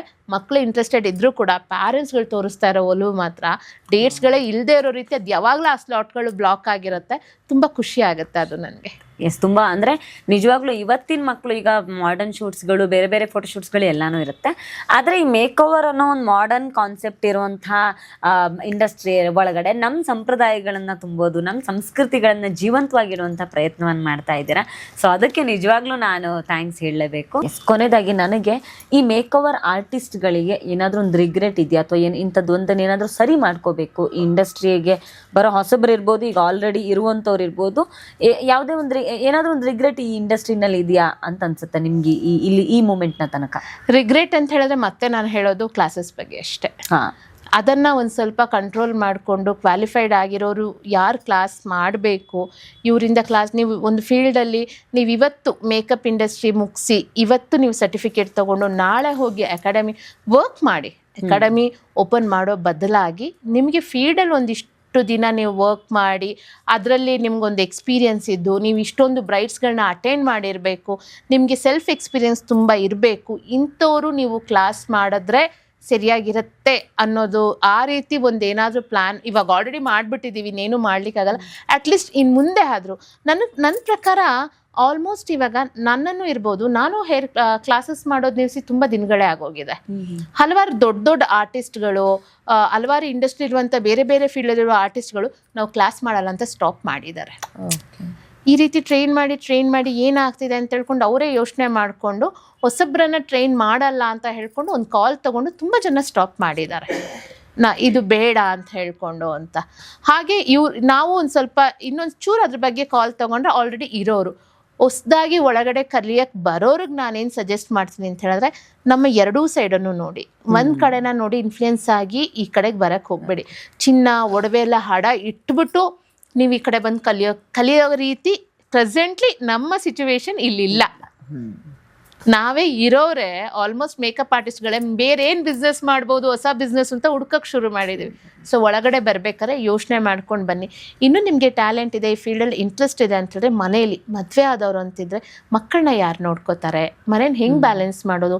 ಈ ಫೀಲ್ಡಲ್ಲಿ ಒಂದೇ ಒಂದು ಅನ್ಟೈಮ್ ಪ್ರೊಫೆಷನ್, ಆರ್ಟಿಸ್ಟ್ ಫೀಲ್ಡೇ ಅನ್ಟೈಮ್ ಪ್ರೊಫೆಷನ್. ಬೆಳಗ್ಗೆ 2ಕ್ಕೆ ಎದ್ದೋಗ್ಬೇಕು, ರಾತ್ರಿ ಲೇಟ್ ನೈಟ್ ಬರಬೇಕು, ಈ ರೀತಿ ಎಲ್ಲ ಪ್ರಾಬ್ಲಮ್ಗಳು ಇರೋದ್ರಿಂದ ಅದನ್ನು ಬ್ಯಾಲೆನ್ಸ್ ಮಾಡಿಕೊಡೋದಕ್ಕೆ ಮನೇಲಿ ಯಾರಾದರೂ ಇದ್ದಾರಾ ಅನ್ನೋದನ್ನು ನೋಡಿಕೊಂಡು ಆಮೇಲೆ ಈ ಕಡೆಗೆ ಬನ್ನಿ. ನಾನು ಈ ಫೀಲ್ಡನ್ನು ಶುರು ಮಾಡಬೇಕಾದ್ರೆ ಫಸ್ಟು ನಾನು ಸ್ಯಾರಿ ಡ್ರೇಪಿಂಗ್ ಕ್ಲಾಸ್ ಅಂತ ಹೇಳ್ಕೊಂಡೆ ಶುರು ಮಾಡಿದ್ದು. ನಮ್ಮಮ್ಮ ಬಂದು ಕೆಳಗೆ ನಿಂತ್ಕೊಂಡು ಹೇಳಿದ್ರು, ಸೀರೆ ಉಟ್ಕೊಳ್ಳೋದು ಕಲಿಯೋಕ್ಕೆಲ್ಲ ಯಾರಾದರೂ ಜನ ಬರ್ತಾರ ನಿನ್ನ ಹತ್ರ? ಸೀರೆ ಉಟ್ಕೊಳ್ಳೋದು ಗೊತ್ತಿಲ್ಲದೆ ಇರೋರು ಇರ್ತಾರ ಕಣೆ, ಏನಂತ ಮಾಡ್ತಾ ಇದೀಯಾ ನೀನು ಅಂತ ಹೇಳ್ಕೊಂಡು ಹೇಳಿದ್ರು. ಫಸ್ಟ್ ಬ್ಯಾಚ್ ಹೌಸ್ಫುಲ್, ಅಷ್ಟು ಜನ ಸೀರೆ ಉಡೋದನ್ನ ಕಲಿಯಕ್ಕೆ ಬಂದಿದ್ರು. ಆ ಸೀರೆ ಉಟ್ಕೊಂಡೆಲ್ಲ ಹೊರಗಡೆ ಒಂದೊಂದು ಹೆಣ್ಮಕ್ಳು ಬಂದು ನಿಂತ್ಕೊಂಡು ನೋಡ್ಬೇಕಾರೆ ಇದು ಮಾತ್ರ ಹೇಳೋಕೆ ಖುಷಿ ಆಗುತ್ತೆ. ಅಕ್ಕ ನನ್ನ ಮದ್ವೆಲಿ ಇವಳನ್ನ ಈ ಸೀರಿಯಲ್ ನೋಡಿದ್ದಕ್ಕ, ಇವತ್ತೇ ಮತ್ತೆ ಈ ಸೀರಿಯಲ್ ನೋಡ್ತಾ ಇದ್ದೀನಿ ಮ್ಯಾಮ್, ಚೆನ್ನಾಗಿ ಕಾಣಿಸ್ತಾ ಇದ್ದಾಳೆ ನನ್ನ ಹೆಂಡತಿ. ಅವ್ರು ಎಷ್ಟು ಖುಷಿಯಲ್ಲಿ ಗಂಡಂದಿರ ಅವ್ರವ್ರ ಹೆಂಡತಿನ ಪಿಕ್ ಮಾಡ್ಕೊಂಡು ಹೋಗ್ತಾರೆ ಅಂತ ಹೇಳಿದ್ರೆ ಅಷ್ಟೊಂದು ಖುಷಿಯಲ್ಲಿ ಪಿಕ್ ಮಾಡ್ಕೊಂಡು ಹೋಗ್ತಾರೆ. ಹೇಗೆ ಸೆಲೆಕ್ಟ್ ಮಾಡ್ಕೋತೀರಾ, ಹೇಗೆ ಇದನ್ನು ನಡ್ಸ್ಕೊಂಡು ಹೋಗ್ತಾರೆ. ಮ್ಯಾಕ್ಸಿಮಮ್ ನನಗೆ ನನ್ನ ಮನೆಗೆ ಸ್ಯಾರಿ ಪ್ಲೇಟಿಂಗಿಗೆ, ಸ್ಯಾರಿ ವಿಷಯಕ್ಕೆ ಬಂದರೆ ಪ್ಲೇಟಿಂಗಿಗೆ ಬರುವಂಥ ಎಲ್ಲ ಕ್ಲೈಂಟ್ಗಳು ಗಂಡಸ್ರೆ. ಮ್ಯಾಮ್ ಪ್ಲೀಸ್ ಒಂದೇ ಒಂದು ಪ್ಲೇಟಿಂಗ್ ಮಾಡಿಕೊಡಿ, ನಾಳೆ ಧರ್ಮಸ್ಥಳಕ್ಕೆ ದರ್ಶನಕ್ಕೆ ಹೋಗಬೇಕು, ಇವಳು ಬೇಗ ಸೀರೆ ಉಟ್ಕೊಂಡು ಬರಲ್ಲ ನನಗೆ, ಪ್ಲೀಸ್ ಪ್ಲೀಟ್ ಮಾಡಿ ಕೊಟ್ಬೇಡಿ. ಇದು ವ್ಯಾಲೆಂಟೈನ್ಸ್ ಡೇ ದಿನ ಹೆಣ್ಮಕ್ಳಿಗೆ ಕೊಡುವಂತ ಗಿಫ್ಟ್ಗಳು, ಮಗಳದಿರ್ಗಾಗಿ ಬರುವಂತ ಅಪ್ಪಂದಿರು, ಹೆಂಡತಿದಿರಿಗೆ ಇವೆಂಟ್ಗೆ ಬೇಗ ಕರ್ಕೊಂಡು ಹೋಗಕ್ಕಾಗಿ ಬರುವಂತ ಗಂಡಂದಿರು, ಈ ರೀತಿ ಫೀಲ್ಡ್ ಅಲ್ಲಿ ತುಂಬಾ ಚೆನ್ನಾಗಿದೆ. ಬಟ್ ನೀವು ಅದನ್ನ ಹೇಗೆ ಸೆಲೆಕ್ಟ್ ಮಾಡ್ಕೋತೀರಾ, ಅದನ್ನ ಹೇಗೆ ಅಪ್ಕೋತೀರಾ, ಹೇಗೆ ಪ್ರೀತಿಸ್ತೀರಾ ಅನ್ನೋದು. ಸುಮ್ಮನೆ ಕಲ್ತ್ಕೊಂಡು ಬಂದು ಈ ನಮ್ಮನ್ನೆಲ್ಲ ಕಂಪ್ಲೇಂಟ್ ಮಾಡಿ ಫೀಲ್ಡ್ ಸರಿ ಇಲ್ಲ ಅಂತ ಕಂಪ್ಲೇಂಟ್ ಮಾಡೋವಂಥದ್ದು ಏನೂ ಇಲ್ಲ. ಫೀಲ್ಡ್ ತುಂಬಾ ಸುಂದರವಾಗಿದೆ, ಬಟ್ ತುಂಬಾ ಜನ ಇದೀವಪ್ಪ ನಾವಿಲ್ಲಿ, ನಾವೇ ತುಂಬಾ ಜನ ಇದೀವಿ. ಇನ್ನು ಸ್ವಲ್ಪ ದಿನ ಆದ್ರೆ ನಾನು ಹೇಳದ್ನಲ್ಲ ಹೆಡ್ ಶೇಡ್ ಮಾಡ್ಕೊಂಡಂಗೆ ನಾನೇ ಇನ್ನೊಂದು ಆರ್ಟಿಸ್ಟ್ ಮುಖಕ್ಕೆ ಬಣ್ಣ ಹಚ್ಬೇಕು, ಅವ್ರು ನನಗೆ ಬಣ್ಣ ಹಚ್ಬೇಕಷ್ಟೇ. ನಿಜ, ಅಷ್ಟೊಂದು ಕಾಂಪಿಟೇಷನ್ ನಡುವೆ ಇಂಡಸ್ಟ್ರಿ ನಡೀತಾ ಇದೆ. ಸಾಕಷ್ಟು ವಿಷಯಗಳನ್ನ ಹಂಚ್ಕೊಂಡ್ರಿ, ತುಂಬಾ ಖುಷಿ ಆಯ್ತು. ಯಾಕಂದ್ರೆ ಮೇಕ್ ಓವರ್ ಇಂಡಸ್ಟ್ರಿ ಸಾವಿರಾರು ಮಂದಿ, ಲಕ್ಷಾಂತರ ಮಂದಿ ಇಂಡಸ್ಟ್ರಿಗೆ ಬರ್ತಾ ಇದ್ದಾರೆ. ಹೆಚ್ಚಿನವರೆಲ್ಲರೂ ಕೂಡ 80% ಹೆಣ್ಮಕ್ಳೇ ಬರ್ತಾ ಇದ್ದಾರೆ. ಹೌದು. ಸೊ ಈ ಹೆಣ್ಮಕ್ಳಿಗೆ ಎಲ್ಲೋ ಒಂದ್ ಕಡೆ ಒಂದು ಸುಳ್ಳು ಭ್ರಮೆ ಸೃಷ್ಟಿ ಆಗಬಾರದು, ಇದರ ರಿಯಾಲಿಟಿನೂ ಅರ್ಥ ಆಗಬೇಕು. ಮತ್ತು ಅವರೆಲ್ಲರ ಪ್ರತಿನಿಧಿಯಾಗಿ ನೀವು ಮಾತಾಡಿದ್ದೀರಿ. ಅದರ ಹಿಂದಿರುವಂಥ ಕಷ್ಟಗಳೇನು, ಚಾಲೆಂಜಸ್ಗಳೇನು, ಎಲ್ಲ ವಿಷಯಗಳ ಬಗ್ಗೆ ಮಾತಾಡಿದ್ದೀರಾ. ನಿಮ್ಮ ಸಮಯವನ್ನು ಕೊಟ್ಟಿದ್ದೀರಾ. Thank you so much. ತುಂಬ ಖುಷಿ ಆಯಿತು ನೀವು ಬಂದು ಇಷ್ಟೆಲ್ಲ ವಿಷಯಗಳನ್ನು ಮಾತಾಡಿದ್ದಕ್ಕೆ. Thank you so much. ನನಗೂ ಕೂಡ ನಿಮ್ಮ ಹತ್ರ ಮಾತಾಡಿ ತುಂಬಾ ಖುಷಿ ಆಯಿತು. ಅಂದರೆ ಏನು ವಿಷಯ, ನಿಜವಾಗಿ ಇಂಡಸ್ಟ್ರಿ ಹೇಗಿದೆ, ಹೇಗೆ ನಡೀತಾ ಇದೆ, ತುಂಬ ಸುಂದರವಾದ ಇಂಡಸ್ಟ್ರಿ. ಬಟ್ ನೋವುಗಳೇನಿದೆ, ಆ್ಯಸ್ ಅ ಮೇಕಪ್ ಆರ್ಟಿಸ್ಟ್ ನಾವು ಏನು ಮಾಡಬೇಕು, ಎಲ್ಲಿ ಕಾಲ್ ತೊಗೋಬೇಕು ಅಂತ ಹೇಳೋದಕ್ಕೆ ನನಗೊಂದು ವೇದಿಕೆ ಸಿಕ್ತು ಅನಿಸುತ್ತೆ. ಇಷ್ಟೊಳ್ಳೆ ಆಪರ್ಚುನಿಟಿ ಮಾಡಿಕೊಟ್ಟಿದ್ದಕ್ಕೆ thank you so much. Thank you. ನಿಮಗೆ ಪಾಕಶಾಸ್ತ್ರದವರ ಕಡೆಯಿಂದ ಒಂದು ಗಿಫ್ಟ್ ಹ್ಯಾಂಪರ್. ಇವರು ಅಥೆಂಟಿಕ್ ಆಗಿರುವಂಥ ಒಂದಷ್ಟು ಏನು ಮನೆಯಲ್ಲೇ ತಯಾರು ಮಾಡುವಂಥ ಒಂದಷ್ಟು ಪ್ರಾಡಕ್ಟ್ಸ್ಗಳನ್ನು ತಯಾರು ಮಾಡ್ತಾರೆ. ಸೊ ನಿಮಗೋಸ್ಕರ ಅವರು ಈ ಹ್ಯಾಂಪರ್ನ ಕಳಿಸ್ಕೊಟ್ಟಿದ್ದಾರೆ. Thank you so much. ನೋಡಿದ್ರಲ್ಲ, ಇವತ್ತು ನಮ್ಮ ಜೊತೆ ಶ್ರೀಮತಿ ವಿದ್ಯಾ ನವೀನ್ ಅವರಿದ್ರು. ಮೇಕವರ್ ಆರ್ಟಿಸ್ಟ್ಗಳ ಸಂಕಷ್ಟಗಳ ಬಗ್ಗೆ, ಚಾಲೆಂಜಸ್ಗಳ ಬಗ್ಗೆ ಸಾಕಷ್ಟು ವಿಷಯಗಳನ್ನು ಚರ್ಚೆ ಮಾಡಿದ್ರು. ನಮ್ಮ ಸಂಪ್ರದಾಯ ಆಚರಣೆಗಳ ನಡುವೆ ಈ ಮೇಕವರ್ ಇಂಡಸ್ಟ್ರಿಯಲ್ಲಿ ಹೇಗೆ ಉಳ್ಕೊಳ್ಬಹುದು, ಈ ಮೇಕವರ್ ಅನ್ನೋ ಚಾಲೆಂಜಿನ ನಡುವೆ ನಮ್ಮ ಆಚರಣೆಗಳನ್ನು ಹೇಗೆ ಉಳಿಸ್ಕೊಳ್ಬಹುದು ಅನ್ನೋ ಸಾಕಷ್ಟು ವಿಷಯಗಳ ಬಗ್ಗೆ ಚರ್ಚೆ ಮಾಡಿದ್ರು. ಸೊ ಮುಂದಿನ ಪಾಡ್ಕಾಸ್ಟ್ನಲ್ಲಿ ಇನ್ನೊಬ್ಬ ಅತಿಥಿ ಜೊತೆ ಭೇಟಿ ಮಾಡ್ತೀನಿ. ನಮಸ್ಕಾರ.